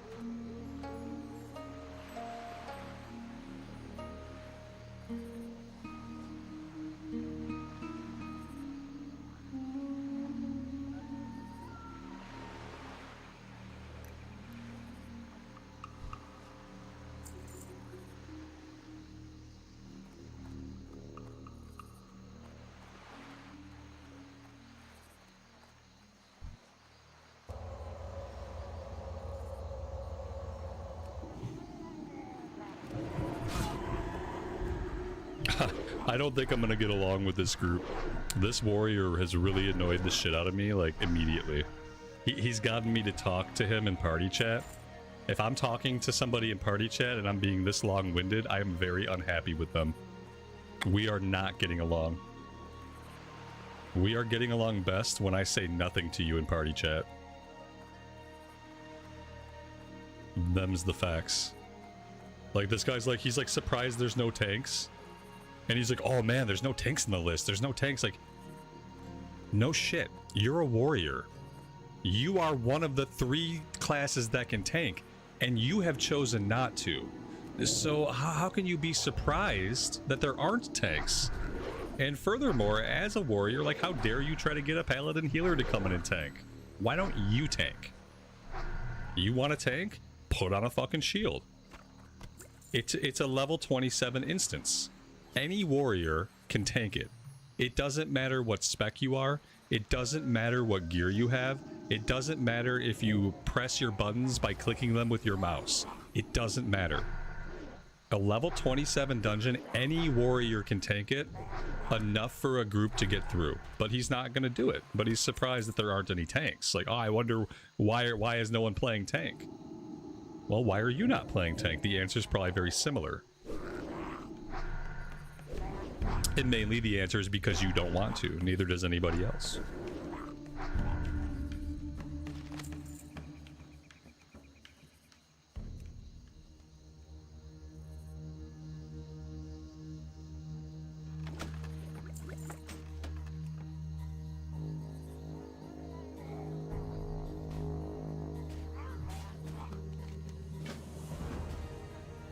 He doesn't even have us in the queue right now.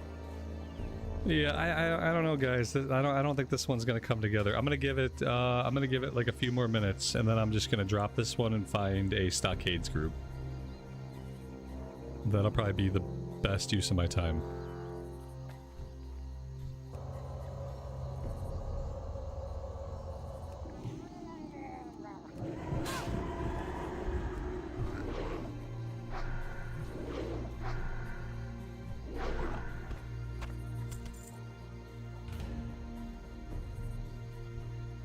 One day we'll be playing Wrath of the Lich King Anniversary, and we'll be able to actually experience all the dungeons. And not just the few that we can easily get to on the Alliance side.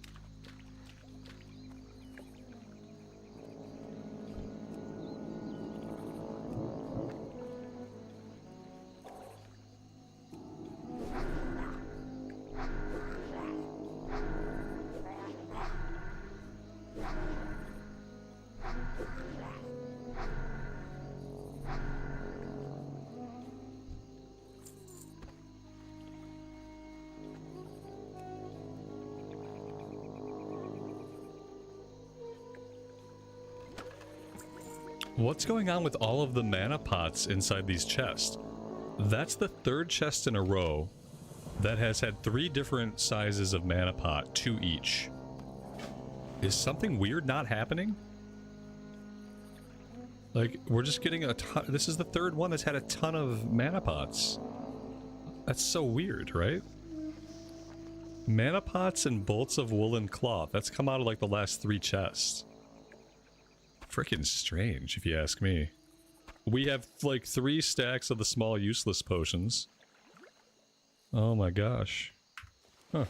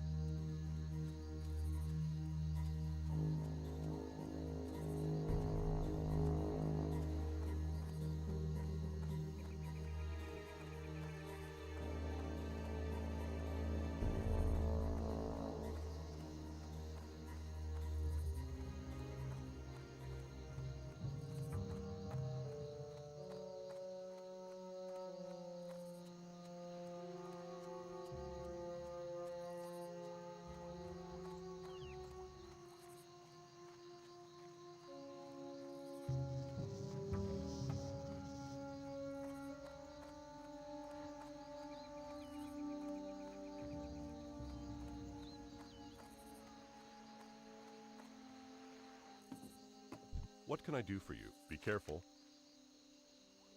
Go with honor, friend. What can I do for you? See you around.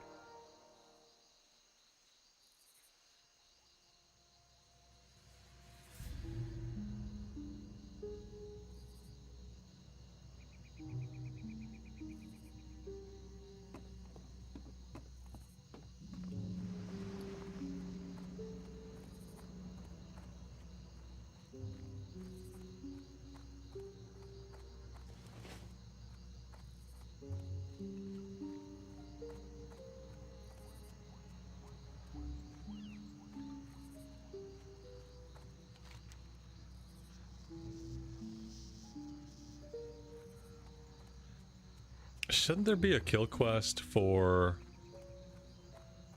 Who had it? It was, the guy by the inn. Oh, I have to... Oh, okay, I see. I have to buy him a flagon of dwarven honey meat. Okay. Let's do that. Because he has a kill quest for the undead up by the boats. And I think I'm going to head up that way to work on the giant crocolisk. What's on your mind? Off with you.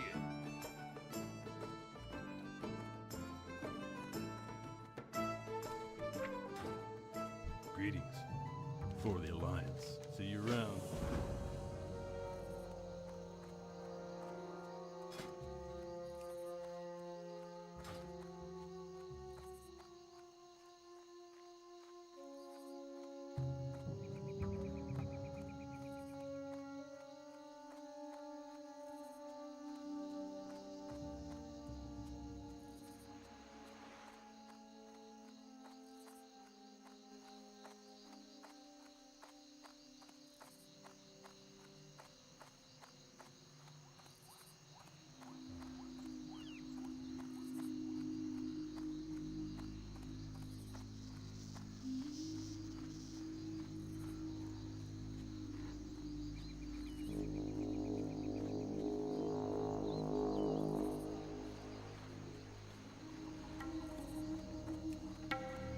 This run is not happening. I'm not going to stay in this group.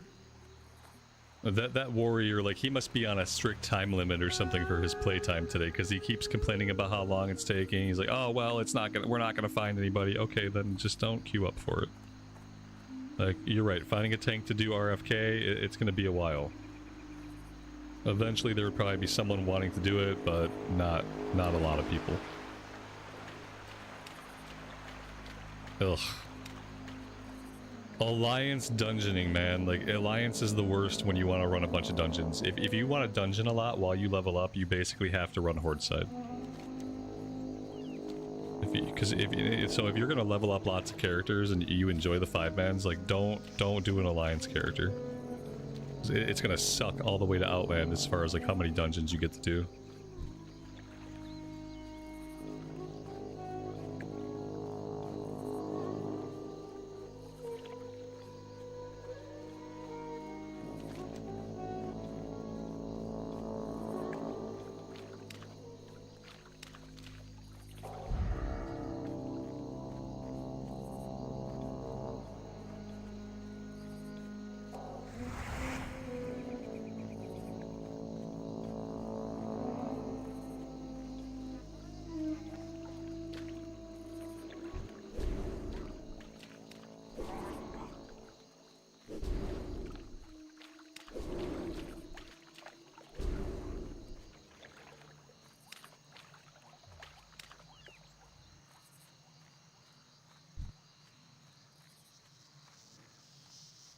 Well, we have another player out here working on this one. This is another quest where, like, it's almost impossible to get it done.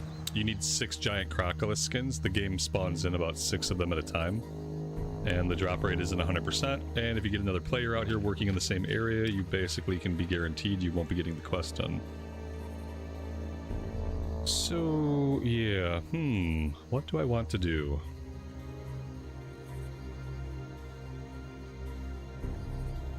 How can an ungilded player learn to tank? By doing it. The same way you learn to do anything. By simply having the nerve and the heart to actually do it.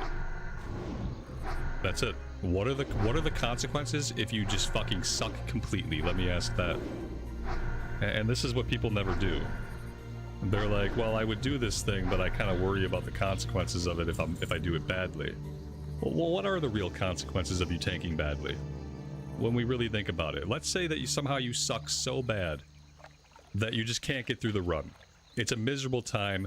Let's say you even get kicked from the group. Oh, how embarrassing. How embarrassing to get removed from the group. Who cares? If that happens, I hope that you have learned some things. So, like, whatever time you spend tanking, you're bound to learn some things.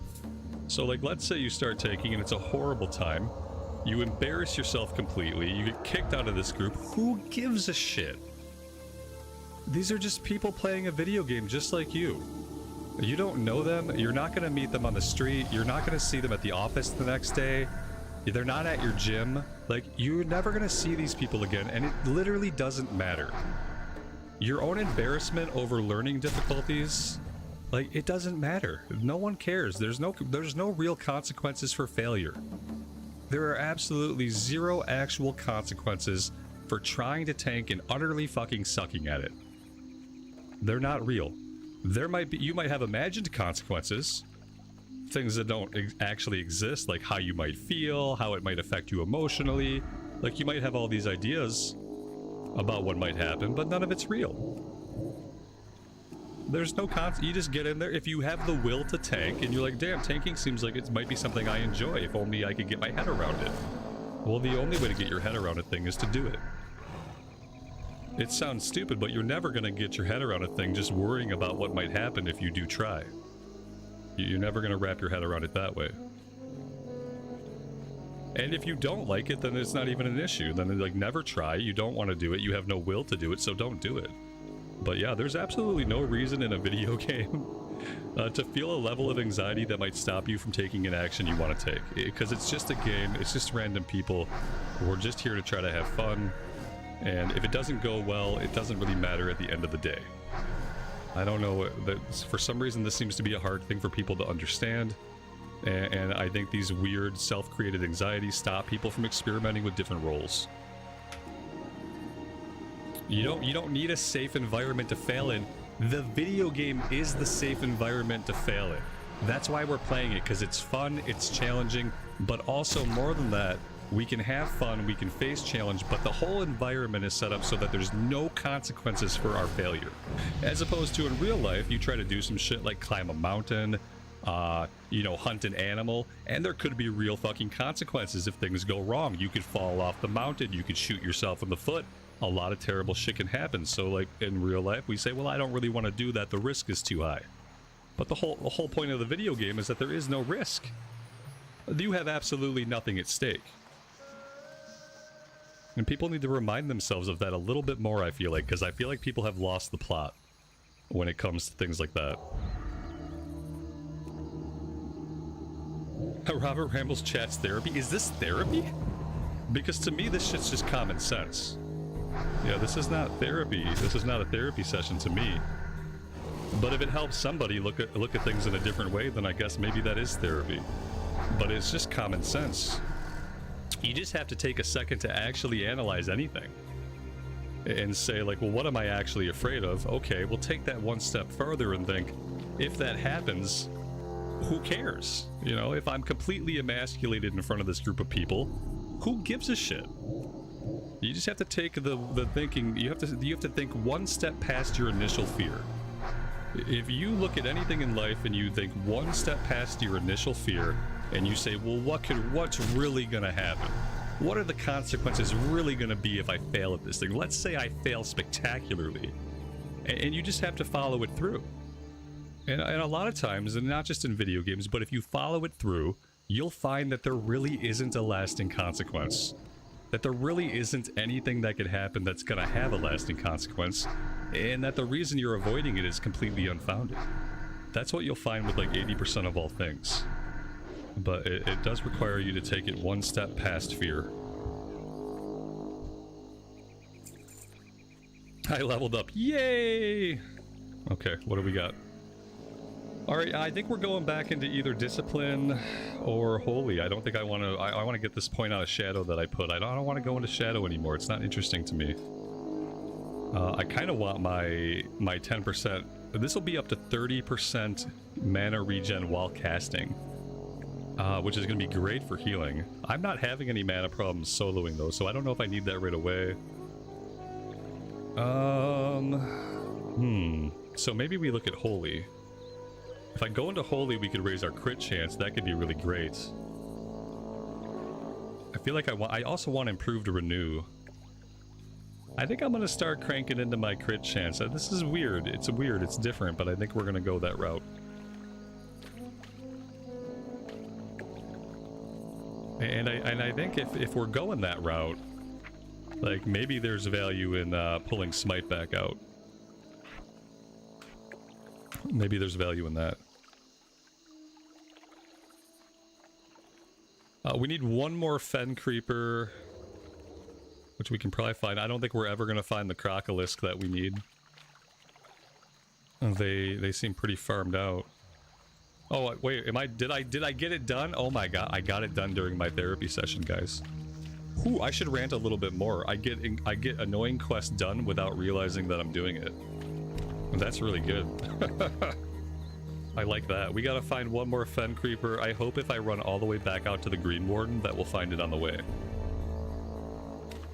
That's the dream. Oh, here he is right here. Look at that.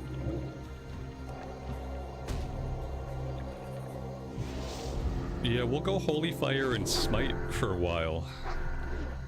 Do I regret taking the points in Shadow Word Pain Improvement? That's what I have to ask myself. I think Shadow Word Pain Improvement is valid. I don't think I regret those points. I think those points can stay. I want to get this point back, but I think I leave these points where they're at, you know? Like, I feel like that has value in every single combat.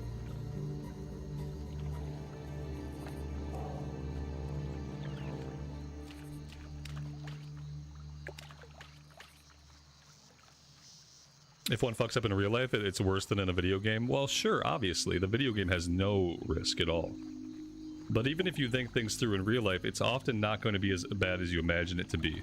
If you think about how is this thing going to really impact me, from the sense of like, I'm living, I'm breathing, I'm eating, I'm going to continue to do those things that constitute my human life. And if I think about those things, like, am I going to continue to live, breathe, eat, and move? And then we look at anything bad happening to us and we say, well, am I still going to be able to do these basic things? And the answer is oftentimes yes. Oh yeah, you can still do all those living things. You're going to keep living just fine. Now, you might now be living in a situation that's not ideal for you, but a situation not being ideal for you is totally different than something being the matter with you, or something being direly wrong with you. It's two different states. It's like, yeah, you may be very inconvenienced by something bad that's happening, but is it actually affecting your ability to live? Well, no, not really. You're going to go on living.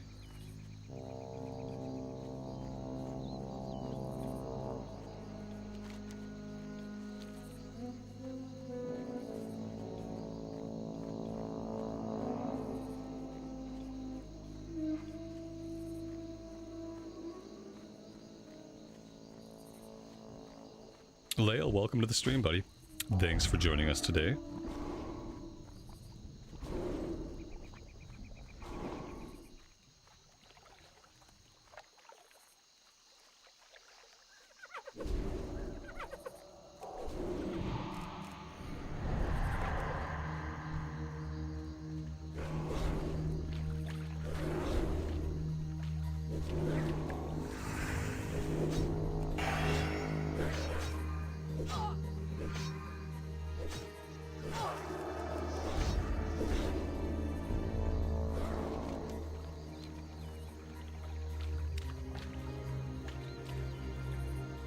Life got better when you stopped taking it so seriously.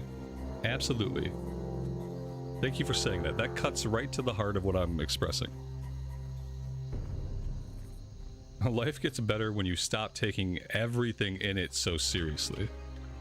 We tend to take every single event that happens, every single choice we make, every single thing we do.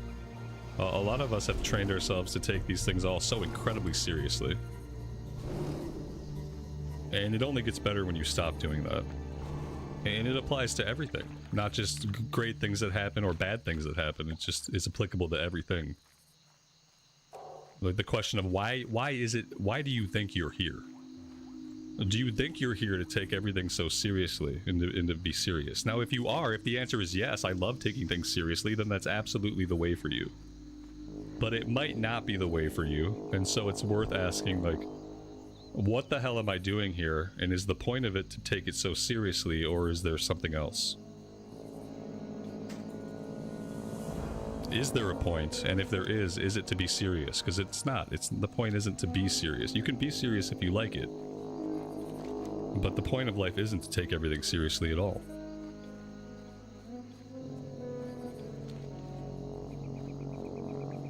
What do we want to do now? We've gotten the things checked off the list that I thought were going to be challenging. We're into the level 26 and level 27 quest here in the Wetlands. Maybe we can do a Stockades run and get ourselves back down in that direction and then jump back into Duskwood. Perhaps that's what we like to do.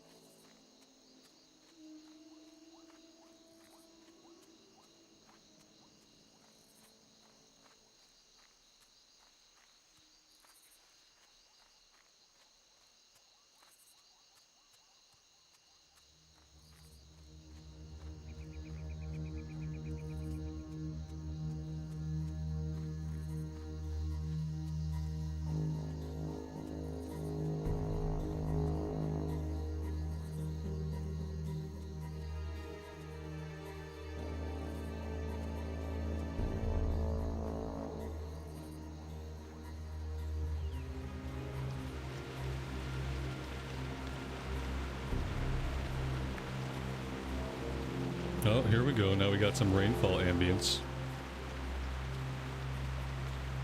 It's been cloudy here all day and it finally started to rain.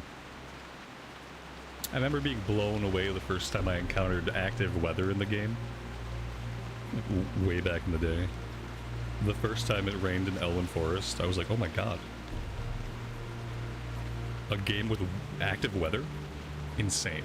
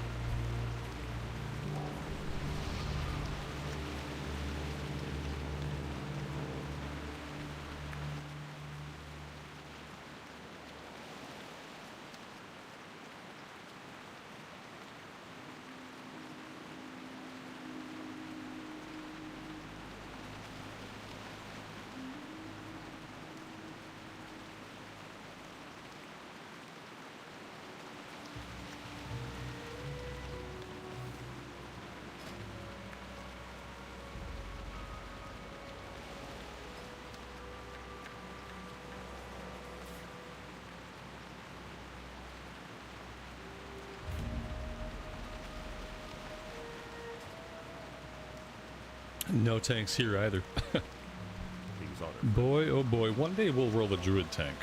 One day. Light bless you. I don't know how many characters down the line that's going to be. For the Alliance.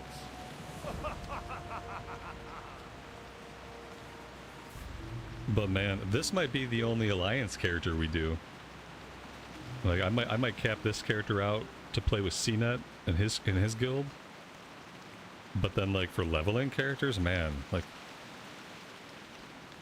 I just feel like Horde is better when it comes to traveling and doing dungeons, and I do a lot of dungeons. At least I like to. And on the Alliance side, it just makes it a pain in the ass. I'm kind of dreading Scarlet Monastery. Like, I want to do lots of Scarlet Monastery, obviously, but getting out to Scarlet Monastery is a pain every single time it happens. Alright, since we're in the queue for Stockades, let's get on a flight back to What can I do for Darkshire. you? Since we have stuff going green back there now. Yeah, no direct flight point. Okay. Well, let's just stop in Stormwind in that case. Maybe by then we'll have a tank available. I could start putting the group together. Maybe once we get a little bit more variety in DPS. I'd rather have a druid tank. I don't really want a druid DPS, because if I have to invite a druid tank as well, then there I've doubled up on druids, and I don't really want to double up on classes. So I'm probably not going to invite this guy. I wouldn't mind grabbing one of the mages, but I need to see some other stuff pop in. Is that an add-on? Is what an add-on? What are we talking about? If we're talking about the LFG, no, the LFG has been in the game for a while now.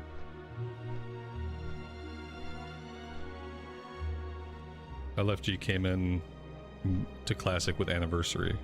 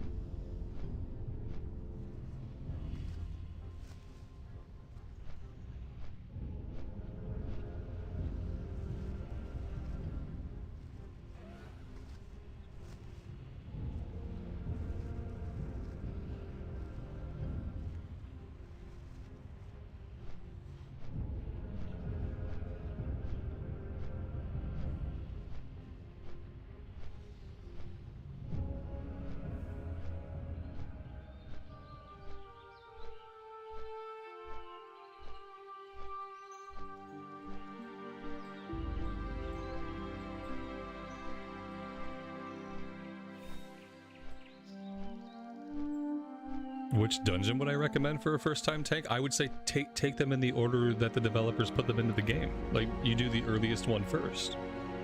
If you're on the Horde side, you do Ragefire Chasm. Ragefire Chasm is an excellent training dungeon. You do, you know, and then if you're on the Alliance side, well, you do Deadmines. You just take them in order. If you want to start tanking, you start doing it right away. The lower level you are, the less things are going to matter as far as, like, having excellent gear, having a lot of knowledge, like... You start at the beginning, like all things. You know, there is no way to start anywhere else. I would not recommend, you know, you don't wait until level 40 and then say, well, you know, I'll just jump into Cathedral and tank for the first time in my life. I think you do it right away. And then you keep doing it. You know, you do it a couple times in the first dungeon, you do it a couple times, you know, and you just keep at it.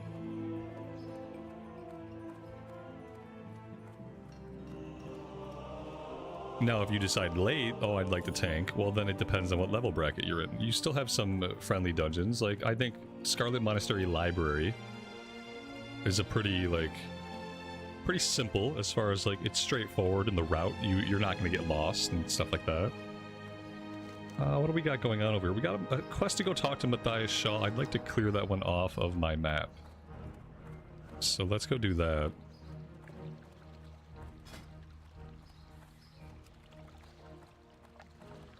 All right, we've got options.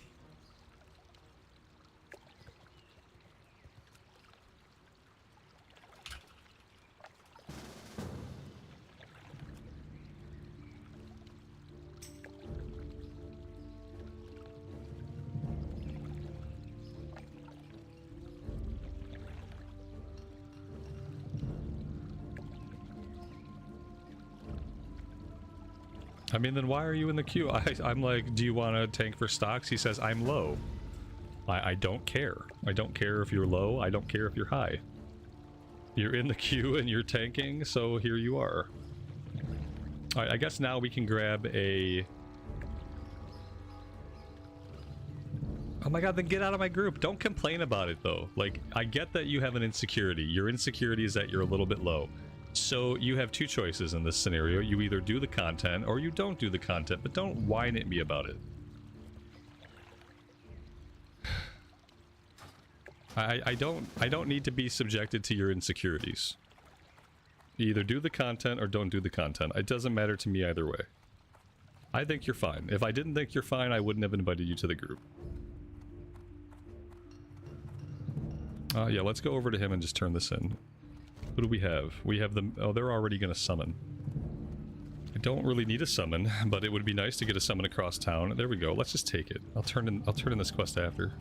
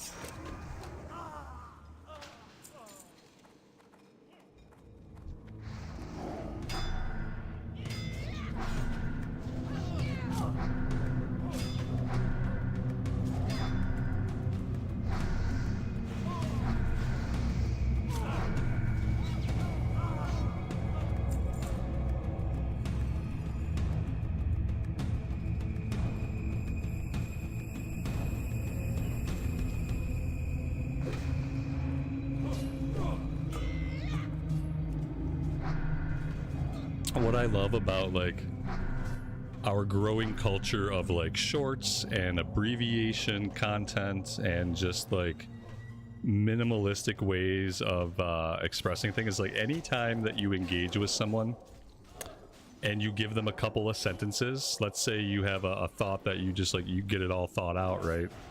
And so you just hit them with a couple of sentences and they're like, whoa, chill. Whoa, chill. Whoa, you said a couple sentences to me? Oh man, just relax, buddy. Like, what do you mean? Like, I type really fast. I type so fast it'll blow your fucking mind. You just are not used to somebody expressing thoughts to you in word form. Like, oh my god, 3 sentences. Holy shit. This guy is unhinged.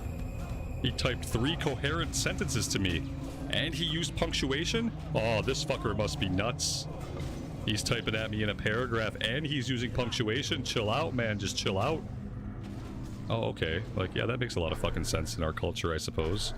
Where everything is as short and as quick as it could possibly be, and our ability to express our thoughts and opinions is basically nil for the most part. Great.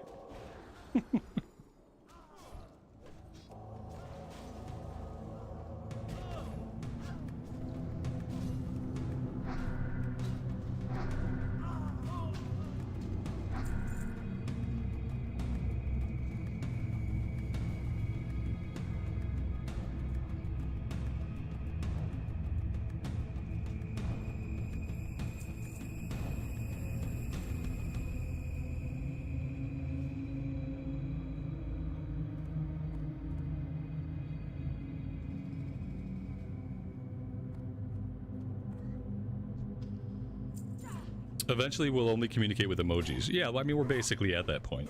That's the point we're basically at. That's why whenever you send somebody a couple sentences of actual thought-out communication, they're like, whoa. Whoa, buddy.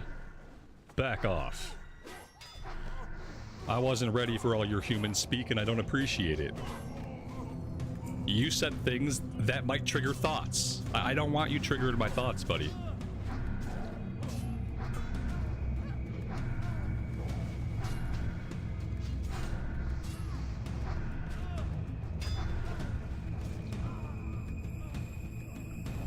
And that's the social element that supposedly I would be missing out on if we had an automated LFG. That's the vast social experience that I would be missing. Is like, whenever I do bother to talk to anybody and share a couple thoughts with them, they're like, oh, whoa, hey, oh, chill out, man. Oh, just relax. You relax. You made me think, and I don't like it. I don't like how it feels. It's like an itching on the inside of my skull that I can't get rid of.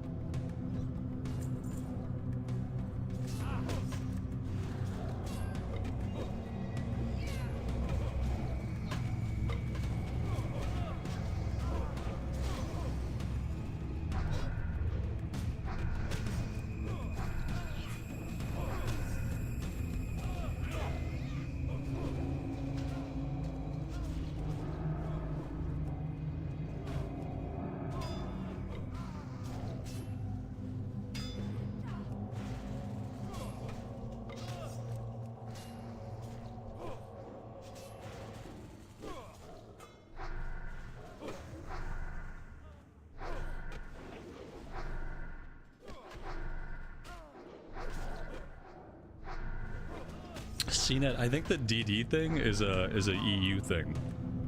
I think that's just always been like that on the EU, because I found that too when I started playing over here. It's like suddenly over here, like everyone said DD. Like some people say DPS, but I see a lot of DD. I think that's a EU to US thing. I don't think I've ever seen anybody in the US say DD for damage dealer. Like everybody in the US says DPS. Unless it's changing now. Like, unless, like, it's still in the process of changing to DD.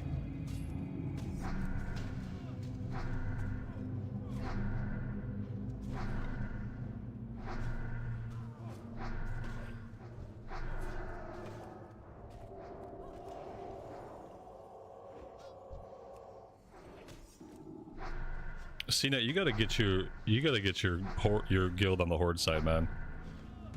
Alliance sucks for dungeons. It just sucks. We tried to do RFK earlier and we couldn't get anybody to have the patience to get a run together. Oh, and I'm dreading having to park my character at Scarlet Monastery because of the traveling. How did this end up on Alliance side? I just feel like we need a do-over. This will be my one Alliance character that I level.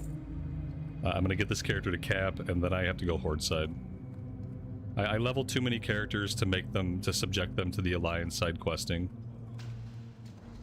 I'll do it once.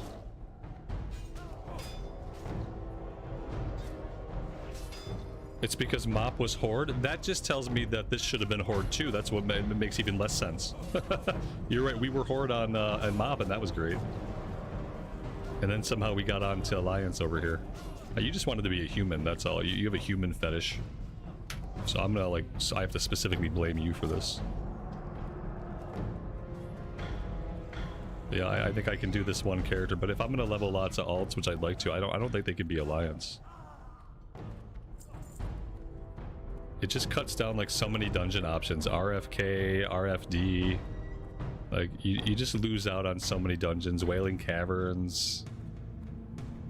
Easy access to Scarlet Monastery. If you're just someone who plays a lot at endgame, then that's, like, different, you know? At endgame, it's all equalized, but as someone who levels up a lot, even though some of the zone aesthetics are really good, the overall questing is, like, not as good, in my opinion. Only humans look good in plate armor? That's not true. Tauren, well, no. Orcs look good in plate armor too. I think orcs look pretty good in plate. Dwarves look good in plate, but that's, you know, obviously that's Alliance. Yeah, I mean, I get what you're saying, but sometimes we have to sacrifice a visual aesthetic. It's really too bad Blood Elves can't be warriors. It's really too bad.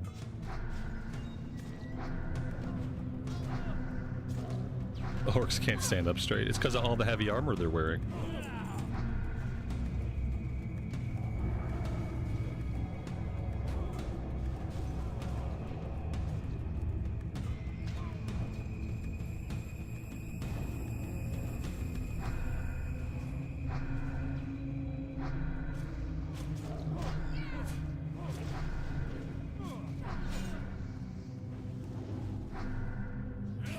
Also, is there a dungeon on the Horde side, like Stockades, where there's simply no loot? Like, is there an equivalent to this? Because I don't believe that there is. Every Horde side dungeon, you get loot from bosses. For some reason, Stockades is the exception. Because, you know, they don't have loot. They're imprisoned. But you don't have to put up with that kind of thing on the Horde side.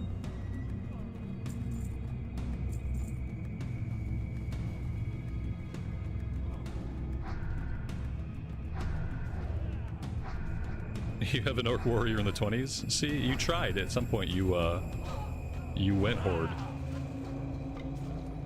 At some point. Female orcs look really good in plate, and they stand up straight.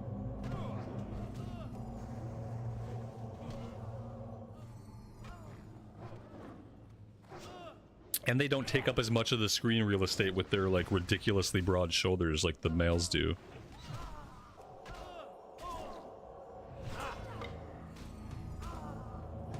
Female orc warriors is a good one. It might be the only good one, actually, aesthetically.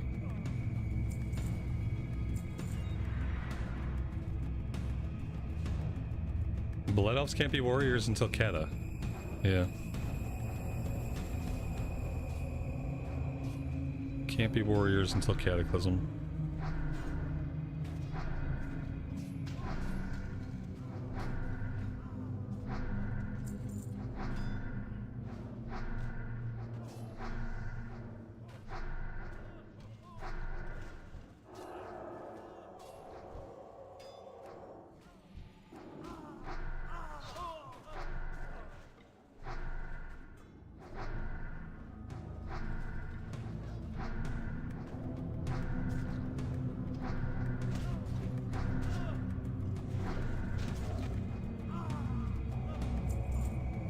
They should let Blood Elves be warriors in Wrath Anniversary. And they should give Draenei something. Like, what do Draenei players want that they can't have? They should give Blood Elves warriors, and they should give something to Draenei. I don't know, maybe Warlocks? Maybe they can be Warlocks. That would really be all that makes sense. Can Draenei be rogues?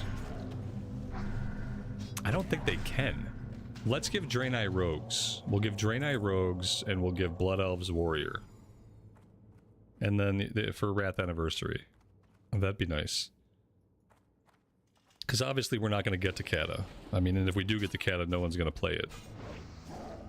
So we'll never get to have Blood Elf warriors otherwise. Yeah, it'll be the last anniversary release. Right, like we're not going to go into Kata, so... Might as well do some changes, you know?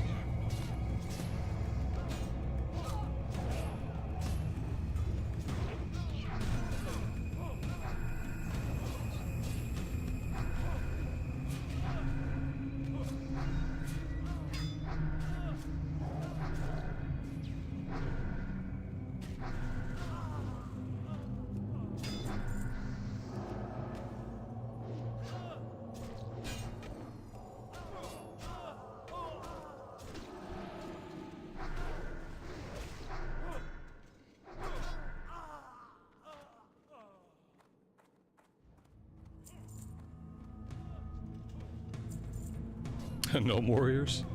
No warriors are fine. It's always ironic to see a little gnome out there with a shield. It doesn't help us get on the horde side though. Which is the problem. You know what, the other thing that could fix my problem, you know, is automated LFD. If we had automated LFD, then I could just play Alliance till the end of time and it'd be okay. I can level all the characters I want. I could do all the dungeons that I want. That's the perfect balance. So, yeah.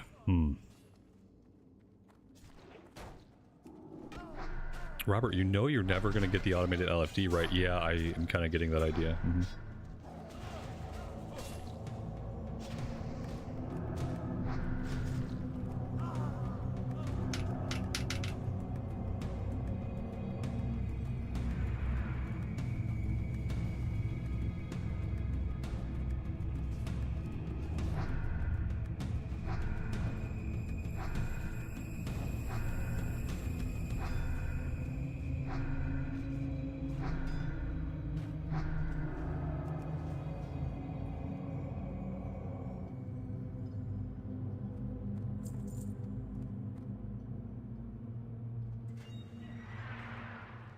Like, I don't really know how to play Enhancement Shaman, but I don't know if Flame Shot Dot should be his highest damage. Or if maybe there's something else you could do.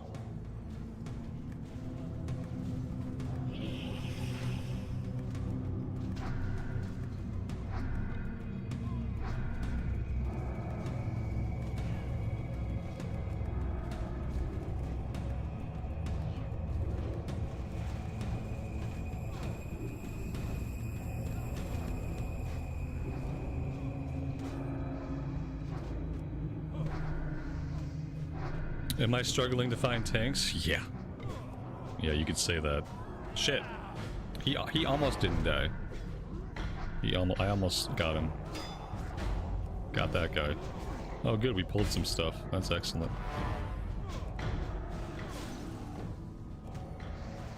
Yeah, we're not finding tanks. And when we find tanks, they either complain a lot or they're really whiny. Or they don't have time and they're impatient. Like, the tanks we find have problems. personal problems that I can't solve all their personal problems. I can't be the therapist for every tank that comes into the group, and like nobody wants me to do that anyway.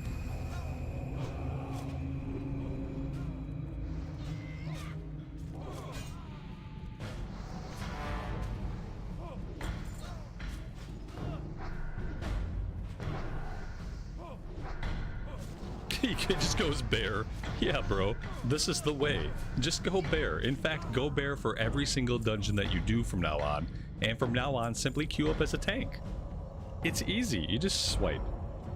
Swipe, swipe, swipe away.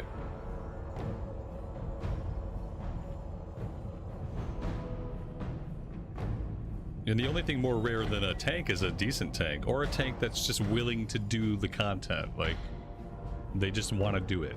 You know, a tank with the proper spirit. I feel like a lot of the tanks that we end up with are tanks that like they queue up as tanks so they can get a group, right? But they don't really have the spirit for it. They don't have the heart for it. They're doing it because it's going to get them into a run.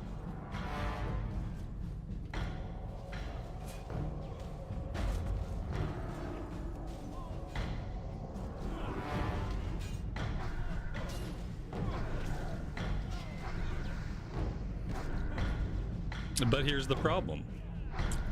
Even if I were to play a tank, we wouldn't find healers. And it goes round and round.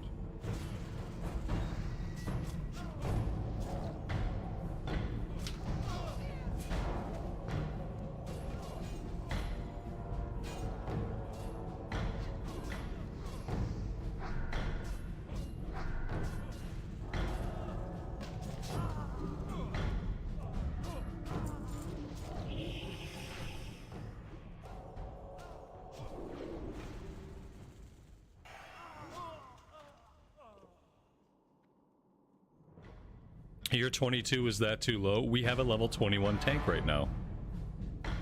He thought he was too low. You know, he had a lot of anxiety coming into the run. I tried to explain to him that the anxiety was unfounded. That overwhelmed him and he kind of like clammed up.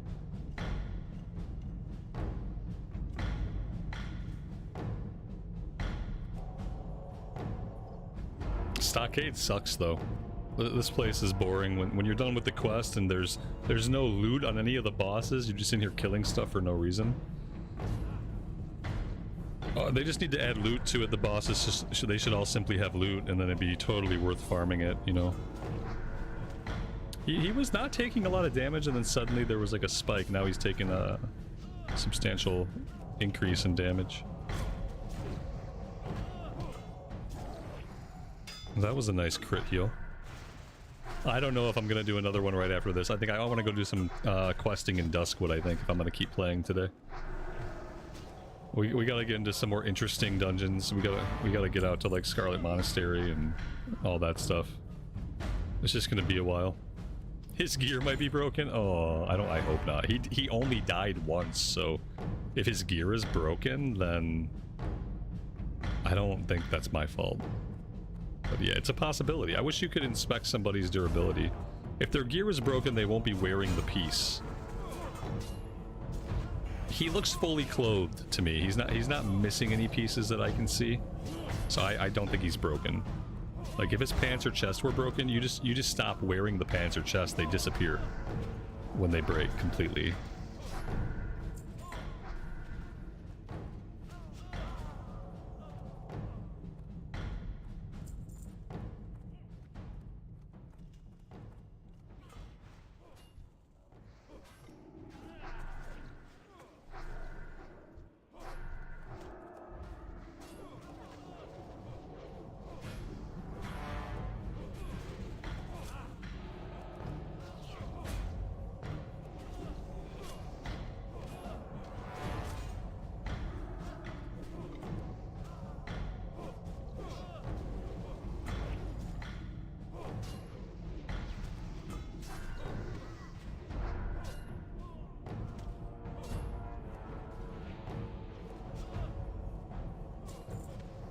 Buff him? I refuse. They should have... Oh yeah, they died. Now say they should have been buffed. No, they don't need it. They're fine.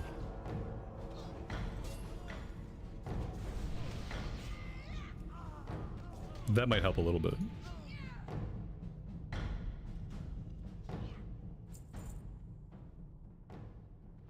Get him!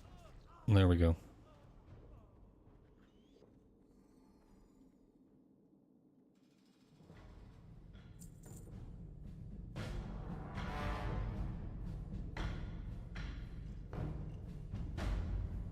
Oh my god, what did we get? Oh, we got a shield. That's a good freaking shield.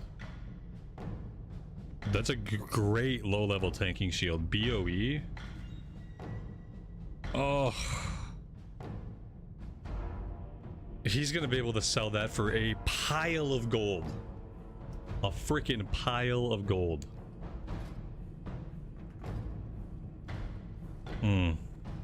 That hurts.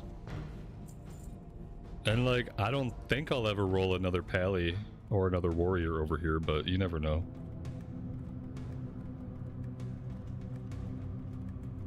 There's always time for another warrior or another pally.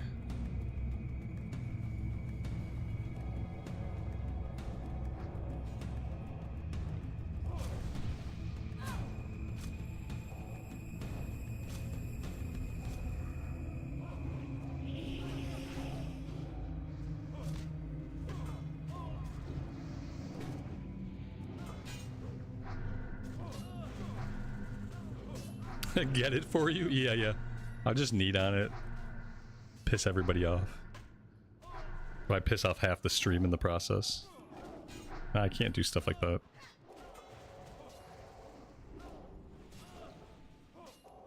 I can do selfish things, and I'm okay being selfish. I can't do, like, I won't do like morally gray things. It's okay to be completely selfish. If I was playing somebody that could use that shield, I would have taken it. You know, like, I would have definitely needed on it if I could equip it. But I can't just take it to give it away. And retail the shield is 5k gold. That's for the transmoggers. Although why you would want that as a transmog, I really can't say. Completion, I guess.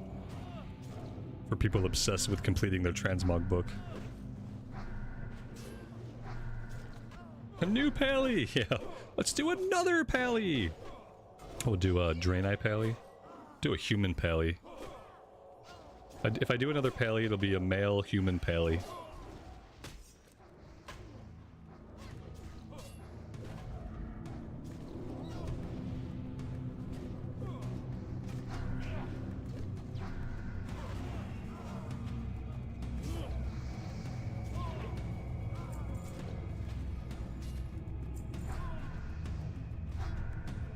Holy pally? Yeah. Yeah, I mean, we can't level that way. You can off-spec that way. I was gonna do that with my Blood Elf. I was gonna off-spec them healing. It's always a possibility.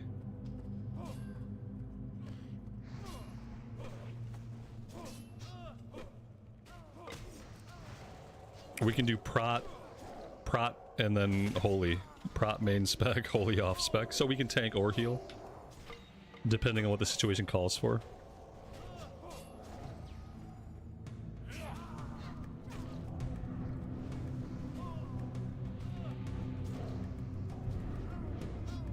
Maybe sometime down the road. I don't know.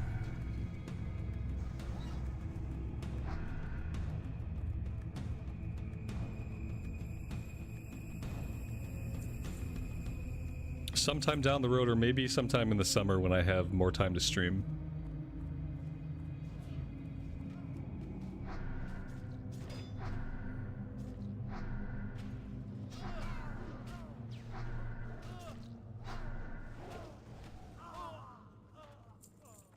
We have 15 more school days. 15 more 6 a.m. wake-ups for me before I'm done with this school year. And I could sleep in for 3 months, and I can stream more because I won't have days where I have to stop at 2 o'clock. So maybe when we're doing longer streams, we can do like a more variety of characters. when my time is limited, I really should be focusing on one character at a time, I feel like.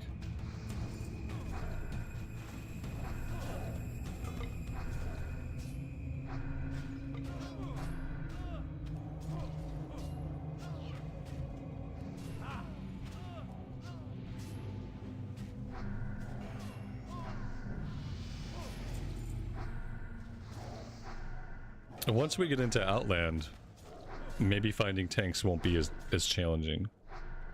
Thank you. That's the dream. Why can't I oh, he's out of line of sight. There we go.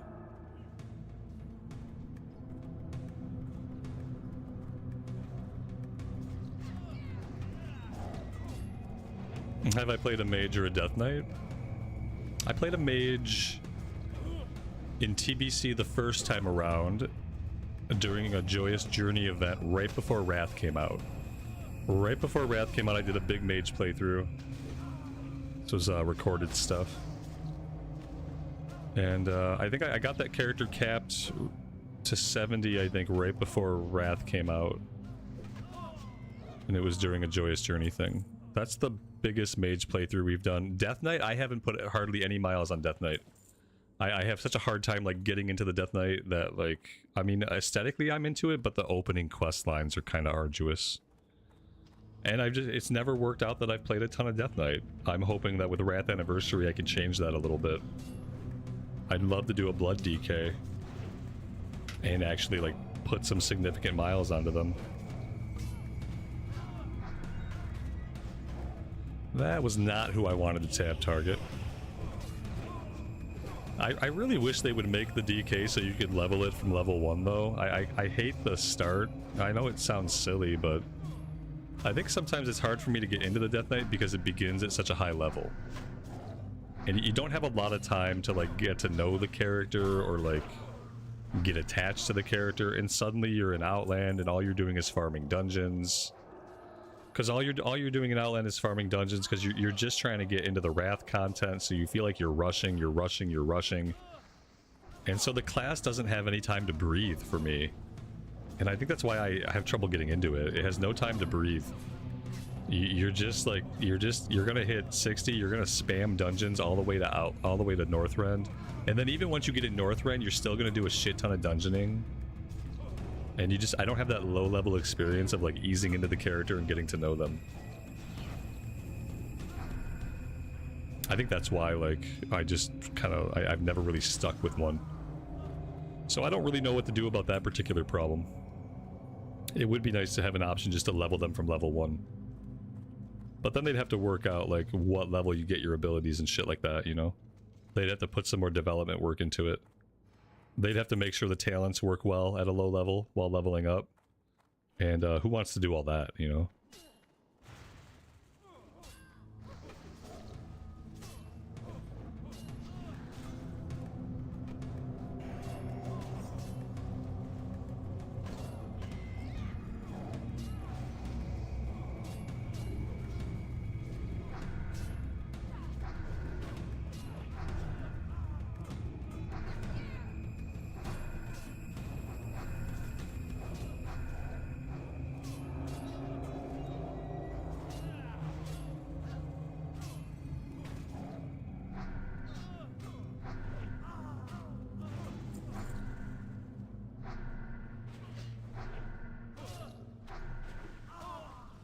I seriously feel like the only way I'll be able to play a bunch of Wrath even is if they put the automated LFD into the game when Wrath starts. If they don't put the LFD into the game at the beginning of Wrath, then I'm probably not going to play it. Because I tried when they put Wrath Classic out the first time, they didn't put the automated LFD into the game until like the last patch. And I quit Wrath at some point because of that. I just stopped playing it in the Wrath content until they put the LFD in, and then I went back to it a bit. Started doing some of the alpha, beta, gamma stuff. So if they decide to do that again, where they're just going to withhold it until the last patch, then I don't know if I'll bother with it. As much as that would suck.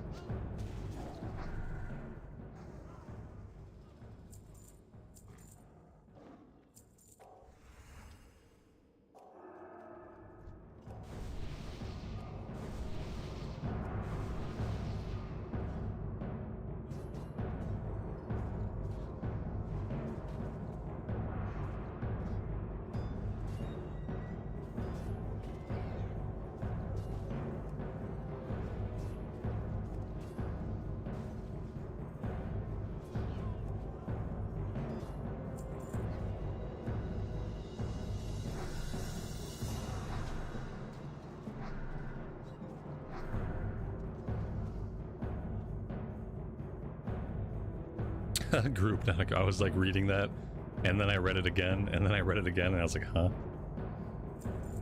We're done with that SFK. We are all done with SFK, buddy. I appreciate it, though. We're out of the level range now anyway, but I got every single piece from SFK that I could ever hope to have. We got the shoulders, the belts, and the robes. We're just gonna have to wait till Scarlet Monastery. You should get your guy ready for SM Library. Like level 31, 32 type of deal. Just get him ready for that.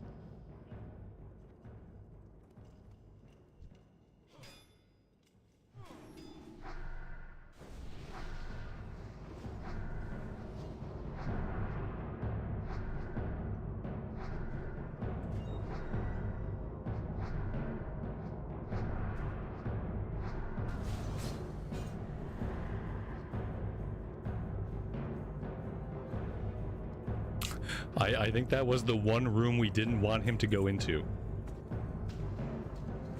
He came back out with no ads. Oh my god. He ran into that room and he came back out with no ads. Like, how did that even happen? I got so lucky with that. I feared him and, oh, look at, but now we got, oh, look at that. Oh, he's dead. Oh, so dead. Oh, nice. They reset. Oh, I love it. The tank got feared into that room. They killed him, but they hadn't aggroed anyone else, so they reset. Oh, we got so lucky with that twice. Yeah. Oh man, I could have effed that up, but I didn't. We got really lucky. He just went in there. They killed him, and they were like, "Okay, we're fine. We're fine. We just wanted to kill the intruder. The rest of you guys can live."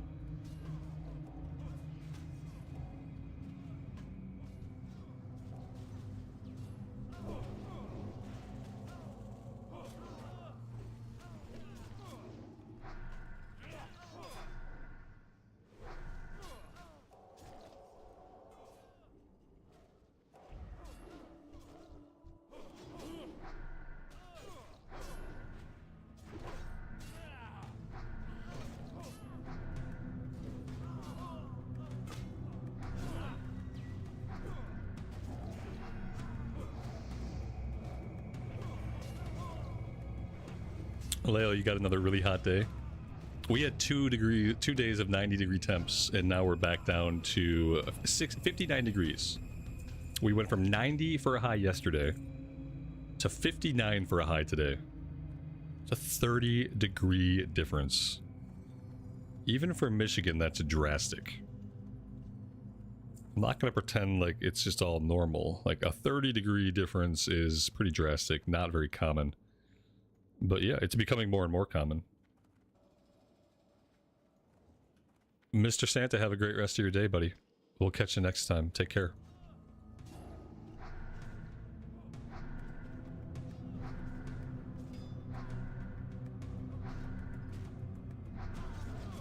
It took us so long that we have respawns? Is that what's happening? Yeah, we got respawns. It's been a long time since I've had respawns in here.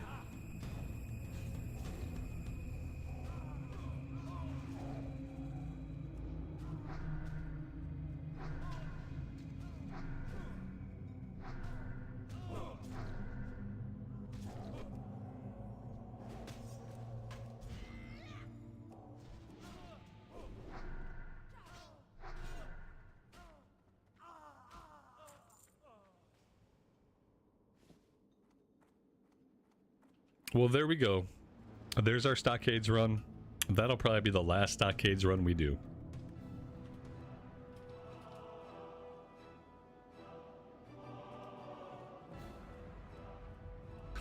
The tank says, after all, not that difficult.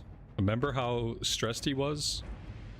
At the beginning, he just kept saying, I think I'm too low to tank. I think I'm too low to tank. I'm too low to tank. Oh, I'm tanking, I guess? I'm pretty low. And look, it turned out to be fine. It's a video game. Leave your anxieties at the login screen and don't worry about anything that happens while you're playing. Because it's just a game, silly.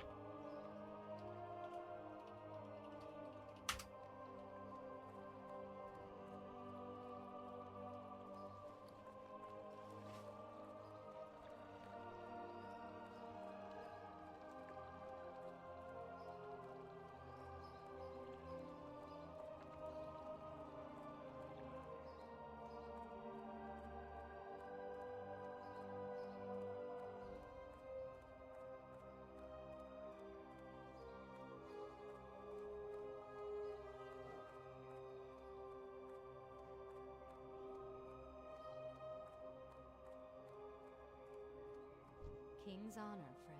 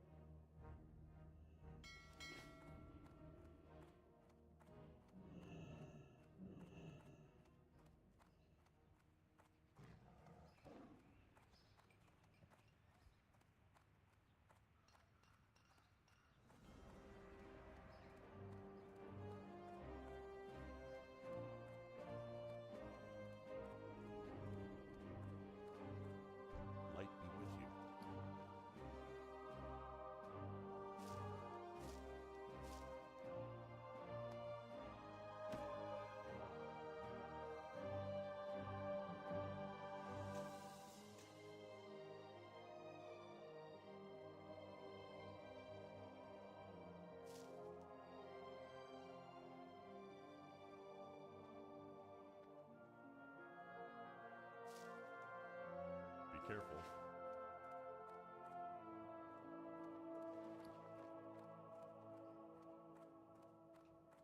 I definitely don't need all these potions. Let's go drop some of them.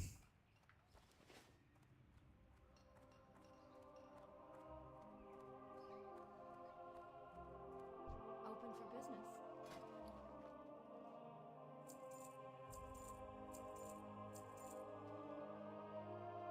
Be careful.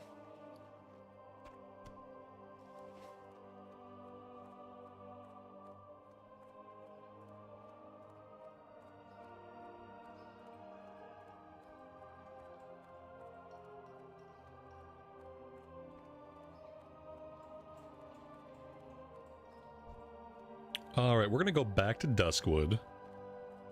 And we're gonna resume our questing. We have some stuff that's turning green. We have other things that were out of our reach that are now in our reach. Thinking about the Night Watch, parts 2 and 3, as well as Working in the Woods. So let's go back out that way. I'm gonna step away for a minute. I need to take a quick break. And I'll be back, and then we'll get going.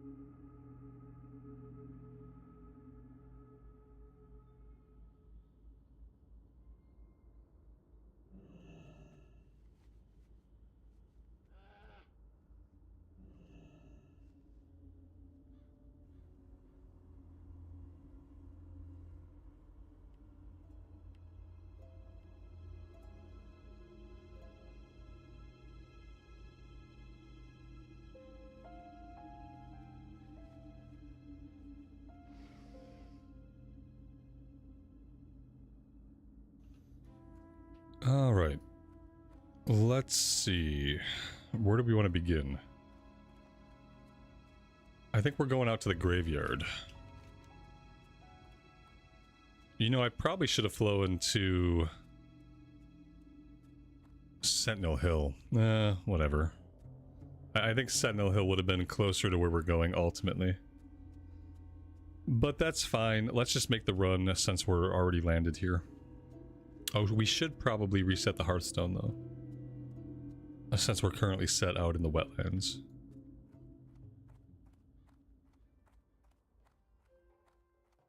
Light be with you. Farewell.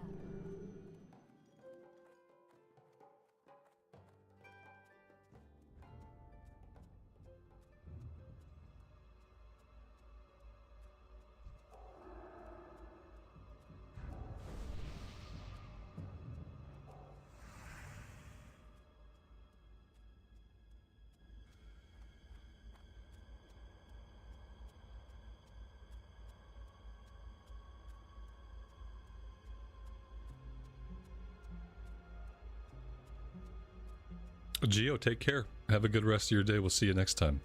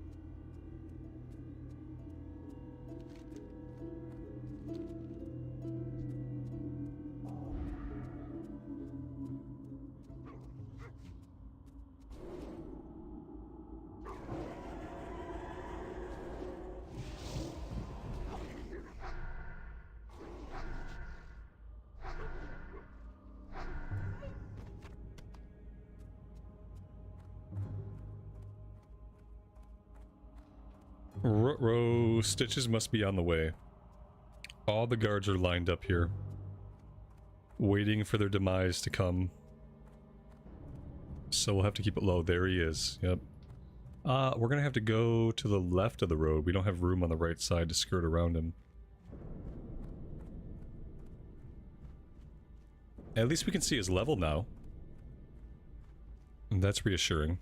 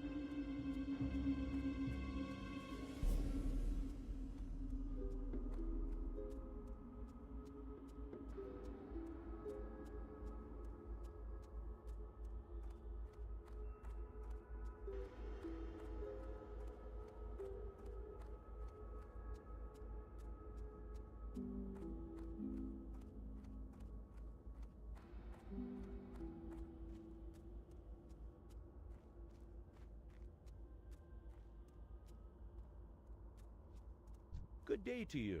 See you later. Safe travels.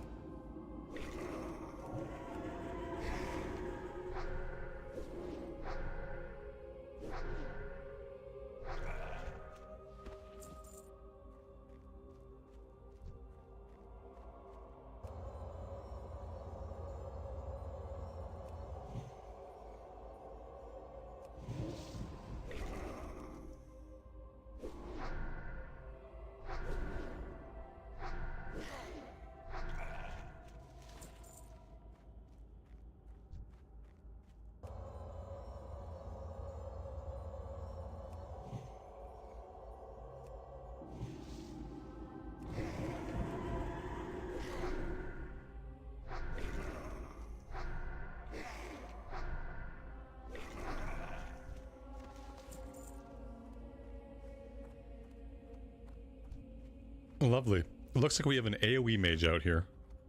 We love AoE mages. They're just our favorite.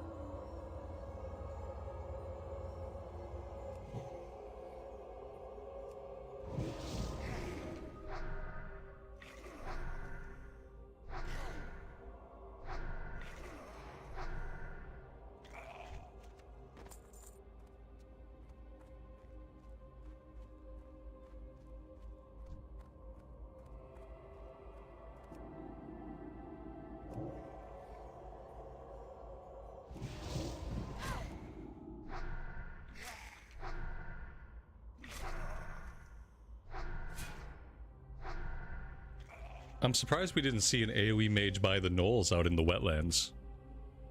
That's an area where they typically go. That's like their first stop. Is that wetlands area? Then this is also a very common place to see them, unfortunately. Yeah, see, he's working back here. It'll be really annoying when we're going after plague spreaders later.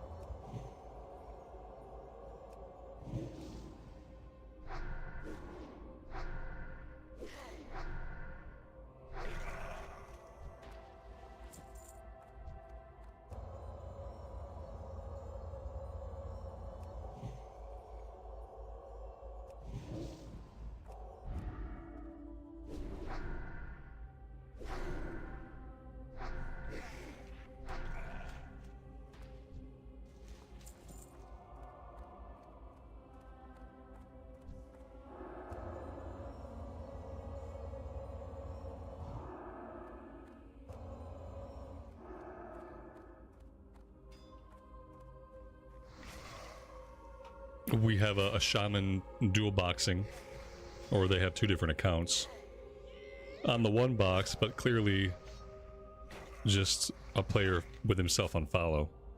Leveling up 2 shamans at once. Wow, that's really dumb, but more power to you.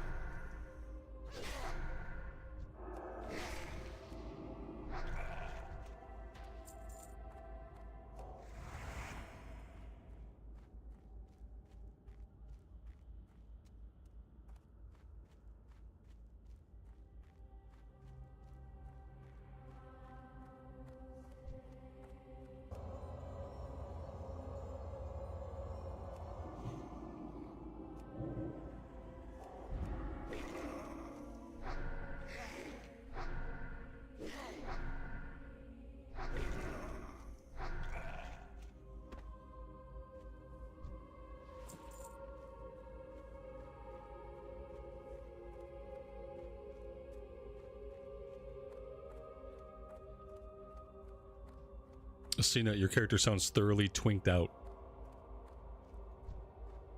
You should have put Crusader on both. Just go all out.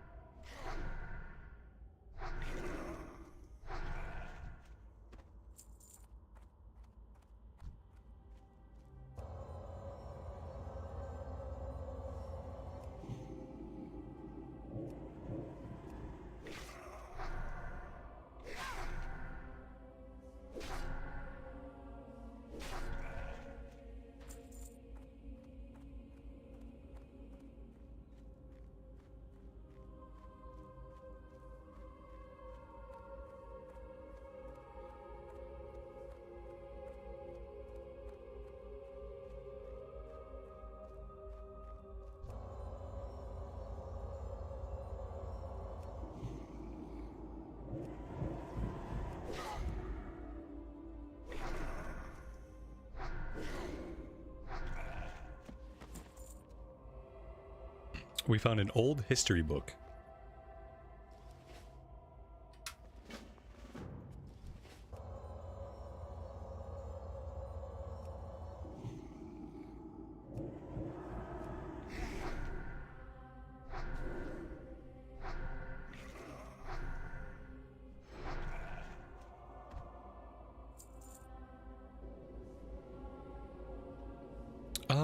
Well, he's gonna have a couple more quests for me. Maybe I should go talk to Sven first. Then we hearth back. We turn things in. We can come back out. We can stop on the way and do the Shadow Weavers. And then we come back out and we do the next part of the Night's Watch, which is going to involve going into the tombs, going after the plague spreaders. And while we're doing that, I feel we're getting ghoul fangs, but I feel like we're missing something.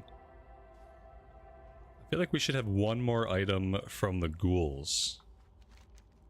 It's like maybe it's an Abercrombie quest.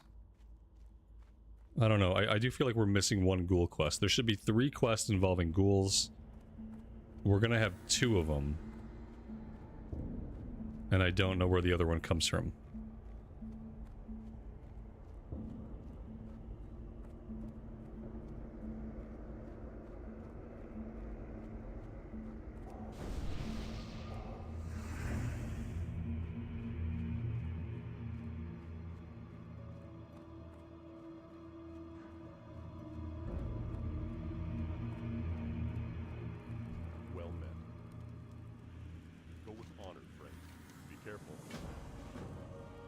What kind of keyboard do I use? Just a Logitech mechanical keyboard.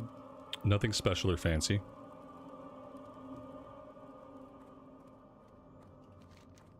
Alright, yeah, I think we hearth back now. Yeah, it's the ghoul ribs. Do we have that one yet? No. We don't have ghoul ribs yet. I don't know where that comes from. Can I help you? Have a good one. Be careful. Oh, Abercrombie's gonna have it as a follow-up. When we turn this one in, then he's gonna want us to get ghoul ribs. Pretty sure.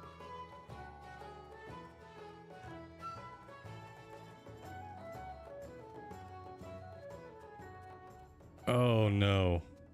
Oh, my girl is fighting Stitches. I can't turn the quest in. Oh my god, and I can't really help kill him either. But I need her to be done with this so that I can turn in my quest. Oh, what a bummer. It doesn't look like she's gonna get herself killed, so that's good. She's just observing. Oh, but if he kills them, Need help? maybe he can't kill them. This is gonna take forever. Get in there! Go help! What are you doing? Ugh. Yeah, I don't like it.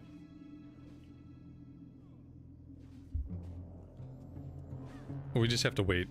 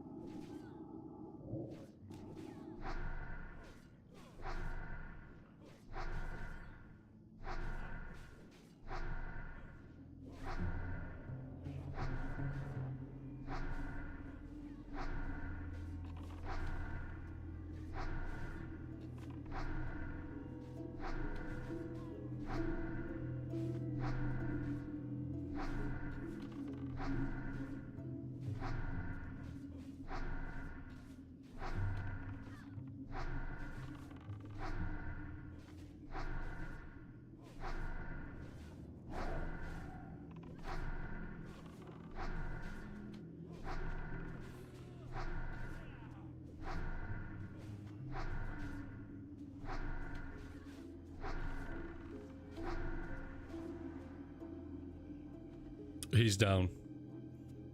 How long will it take her to reset?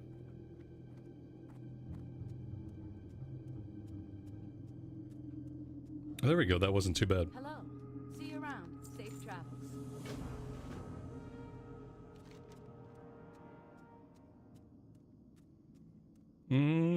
Man, I really feel like we just fly to Sentinel Hill and make the run from that side of this. Oh, you know what though? I want to stop in here and do the Shadow Weavers. All right, let's hit the road again. A lot of running back and forth.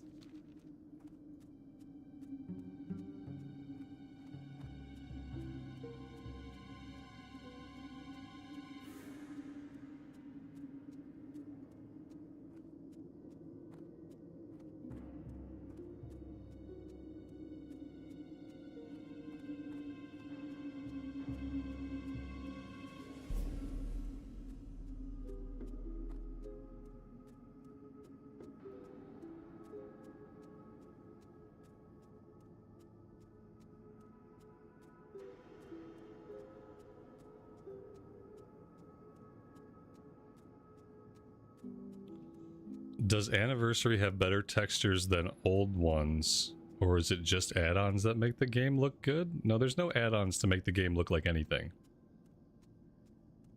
I'm not aware of any add-ons that improve the visual fidelity of Classic. Everything you're seeing is just how the game looks. It's how the game has looked since 2019. What you're thinking about probably is just maybe you were thinking about being back in the day playing on a shitty PC. Obviously technology is much better now. So the resolutions we play at and the pixel count that we play at is much higher. But this is just how the game looks. Mm-hmm.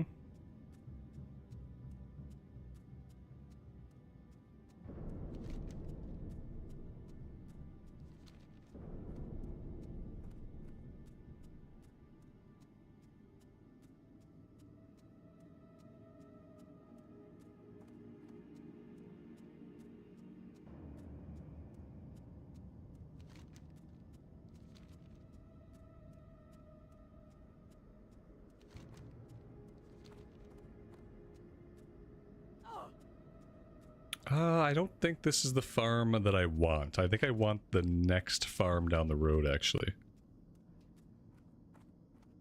Yep. Wrong farmhouse.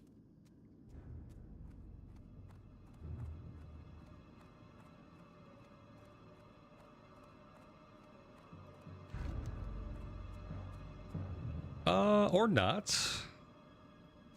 I don't know. The joys of not using quest tracking. Let's go check this out. I'm not sure. This is the ogre area over here. I know that. So if that's the ogre area, I mean, gosh, maybe the Worgen might be all the way back here. Yeah, this is not the right area either. The Worgen must be further back to the east.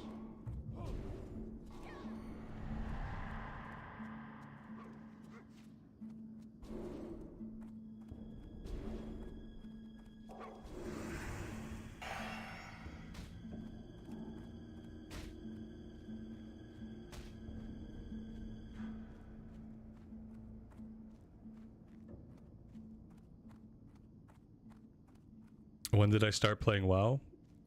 When it came out. I've been playing since vanilla. And not in the sense that, like, I started playing on my daddy's knee when I was 5 years old. I'm an old person, so I've been playing WoW since it came out, and I've been an adult the entire time.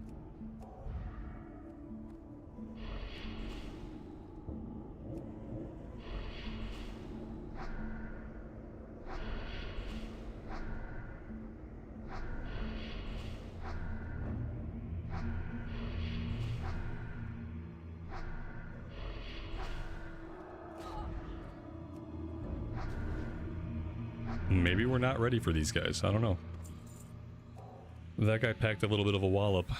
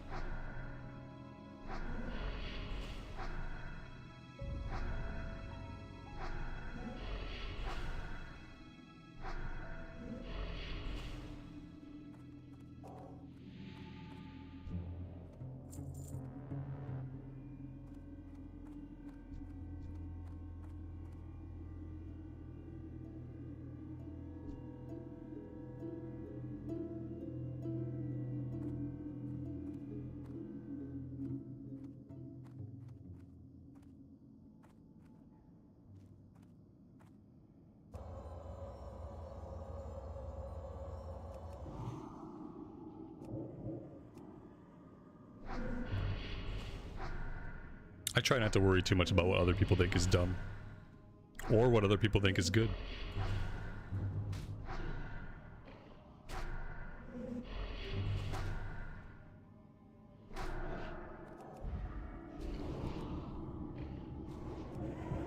The great thing about being a person is that you can feel however you want to feel about anything.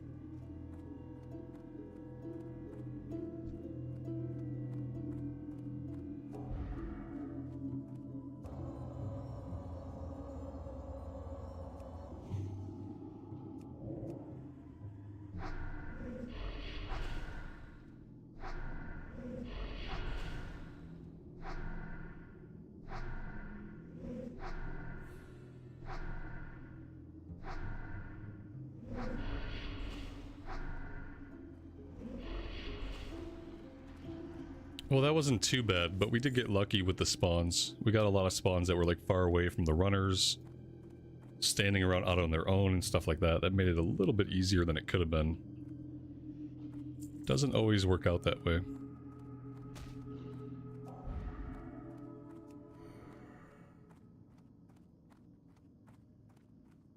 Alright, so with that done, let's head back out to the graveyard.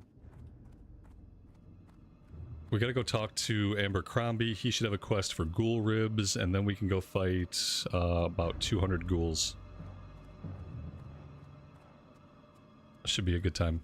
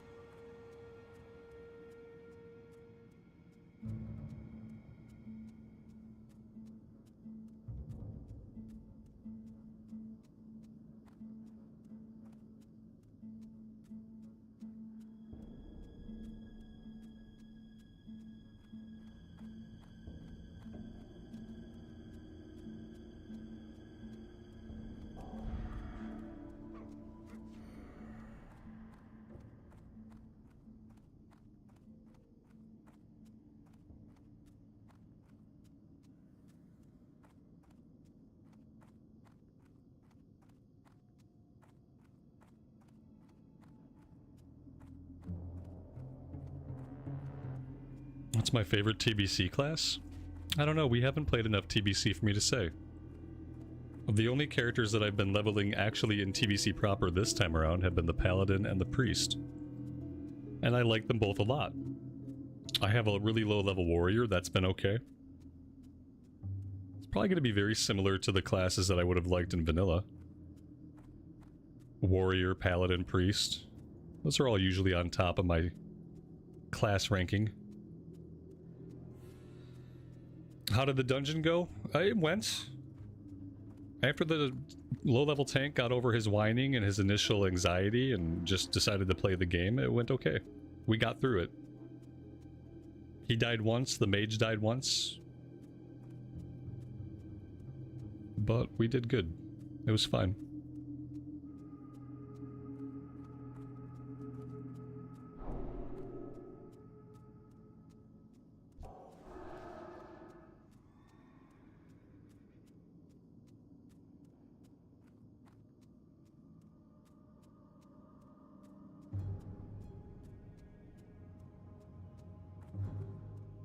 Loot? I mean, there is no loot in Stockades. So, you know, same as always, there just isn't any loot. We saw a BOE shield drop. That was nice. We didn't get it. But whoever did get it, they could probably sell it on the auction house. But as far as boss drops, there aren't any. Not until Cataclysm.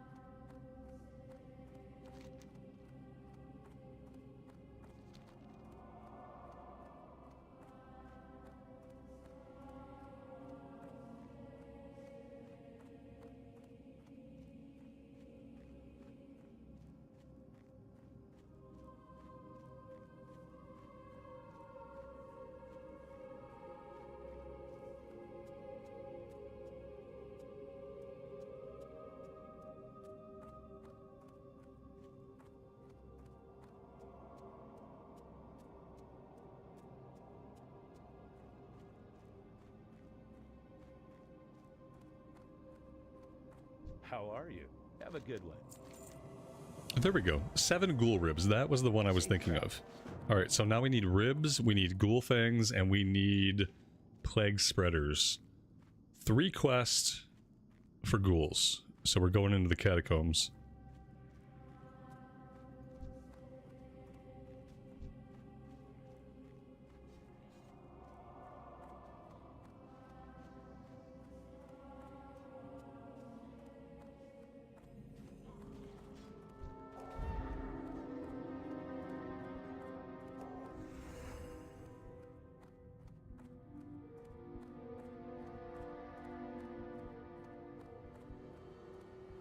No, as we predicted, you don't get to do Razorfen Crawl on the Alliance side. It didn't come together. We couldn't find a tank, and then the people that were in the group got antsy, so... It's exactly like I talked about. If you want to do lots and lots of dungeons, and you want to do dungeons that are over in Kalimdor, then you really need to play on the Horde side. Wow, well this place has been completely and utterly decimated by somebody who's not us. Probably the druid we saw running out when we were coming in.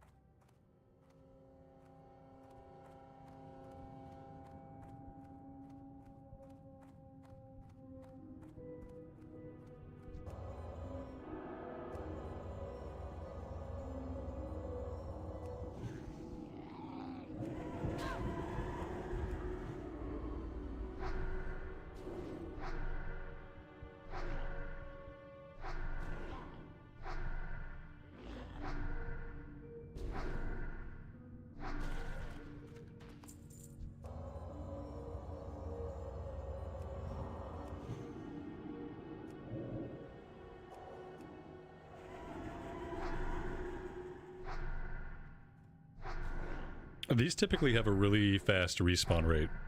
Speak of the devil.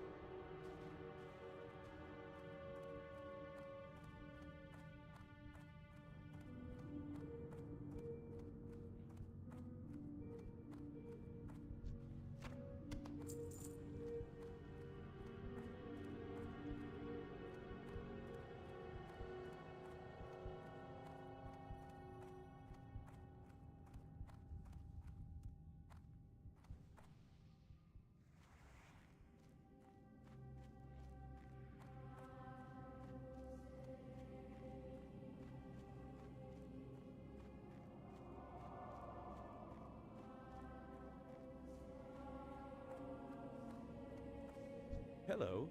See you around. Have a good one.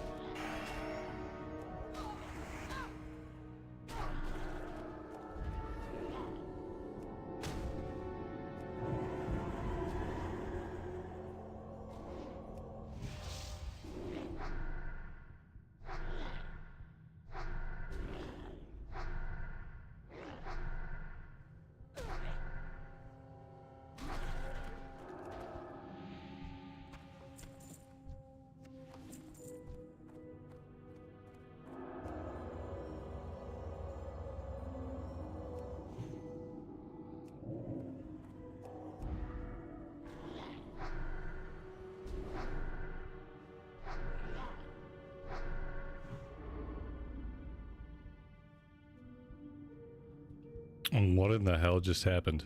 Did you guys see that?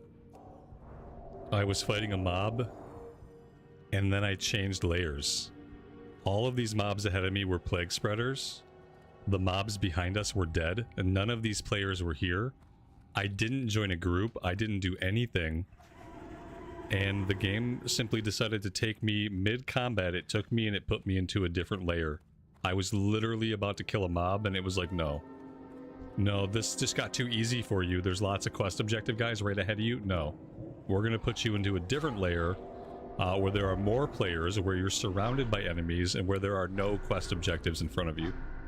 That was spectacular. You should never change layers like that during combat. That's absolutely just really bad design. It shouldn't even be possible to change layers while in combat. Let's put it that way.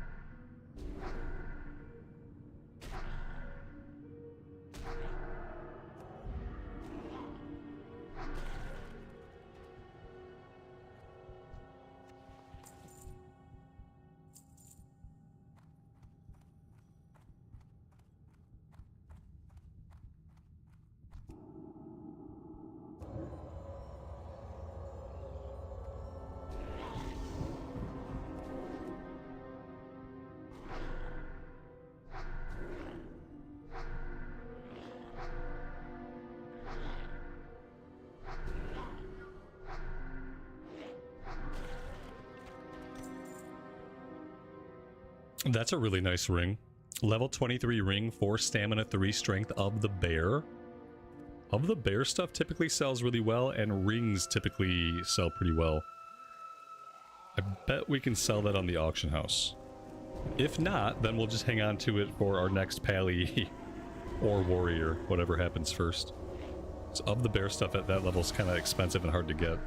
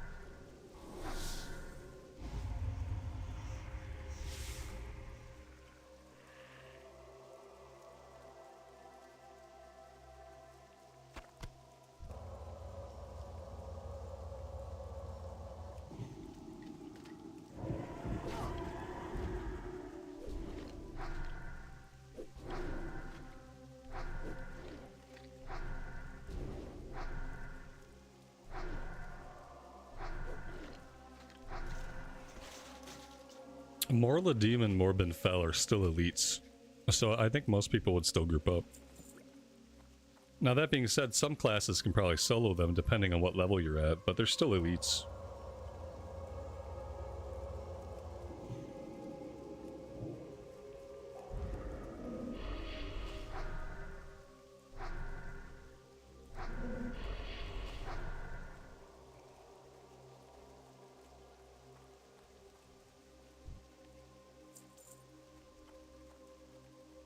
Morladim patrols the area. Oh, I know. I've been killed by him enough times to know where he patrols.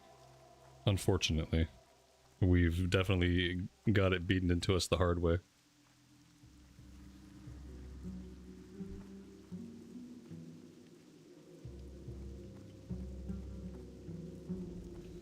We don't have to do these now. We're kind of, we're at level with it. Not a lot of mob availability. Maybe I need to go down into the catacombs. The healers are only up top. In the catacombs, we should find raiders and warders.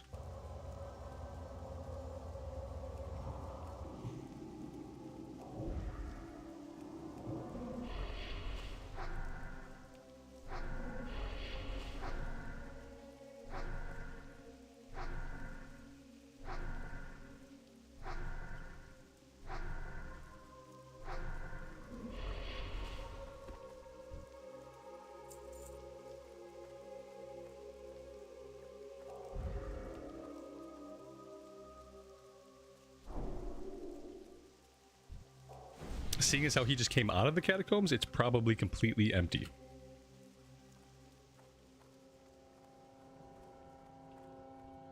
Yeah. Mm-hmm.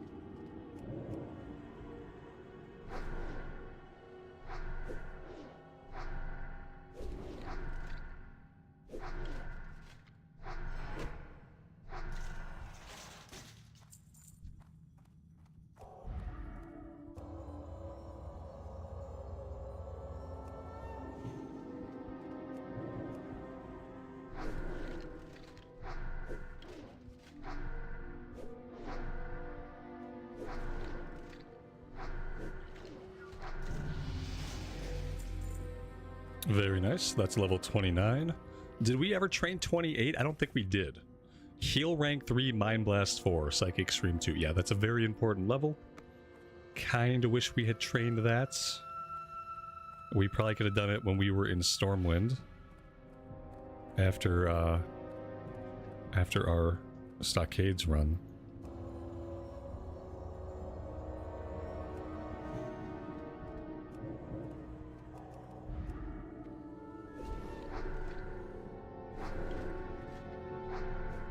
It's funny that we need 3 healers and 3 warders, but then we need 15 raiders. And it often seems like it spawns in those the least.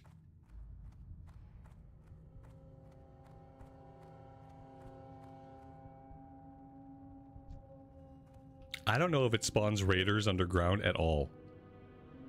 Or if it's only healers and warders down here. Oh, this quest is going to be a pain in the butt with other people working on it.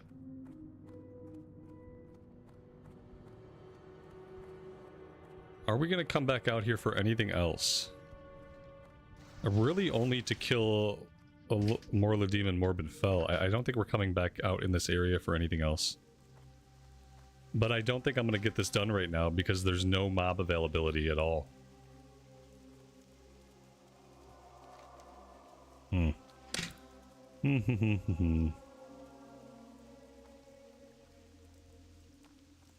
I'm gonna run over to Sentinel Hill and just fly back to Darkshire. We'll have to think about tackling this quest some other time. It's kind of a pain when no one else is working on it, but we have a few other people trying to get it done.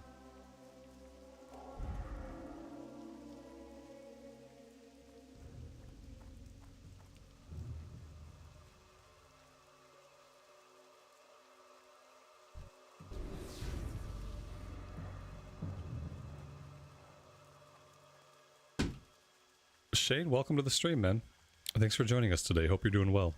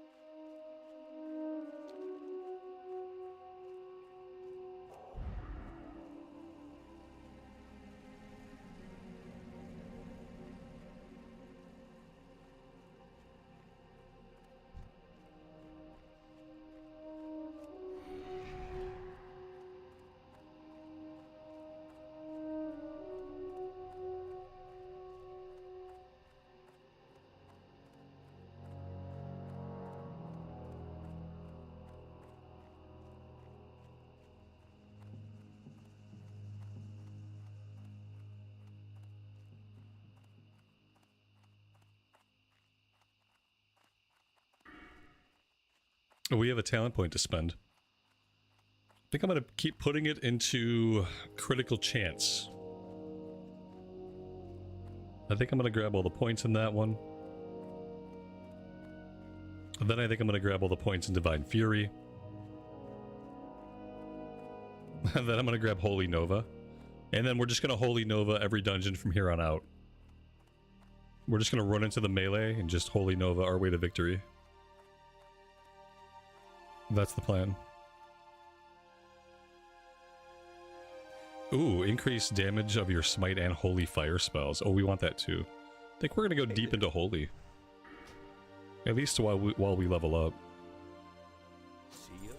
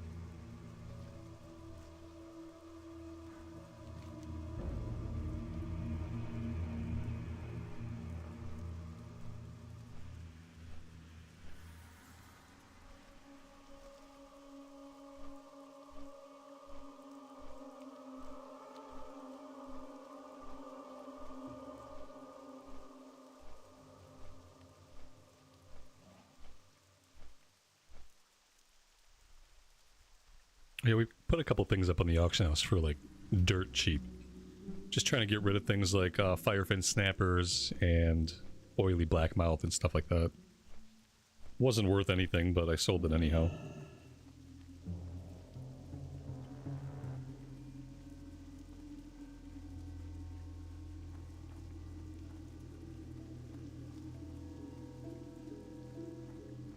You need something? Go with honor, friend.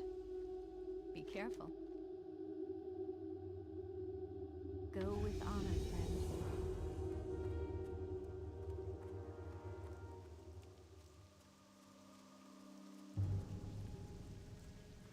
Need help? Light bless you.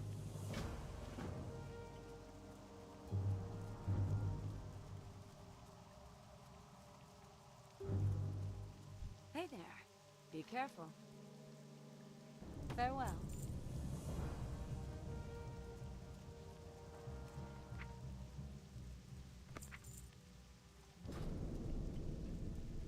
Alright guys, I am out of time for today. So I'm going to have to stop right here. I'm going to park it at the inn. And we will pick things up here tomorrow. I think we're just going to try to get as much done here as we can before we head back to the Wetlands. And then we'll do the same thing in the Wetlands. Hopefully by then we'll be like level 32. We can start doing stuff in Stranglethorn. We have the Shimmering Flats to think about. So yeah, a lot of good progress today. Thank you guys so much for hanging out with me and keeping me company. I really do appreciate you spending your time here. As always, take care of yourselves out in the real world and take care of each other. And we'll see you back in Azeroth again very soon. Bye for now.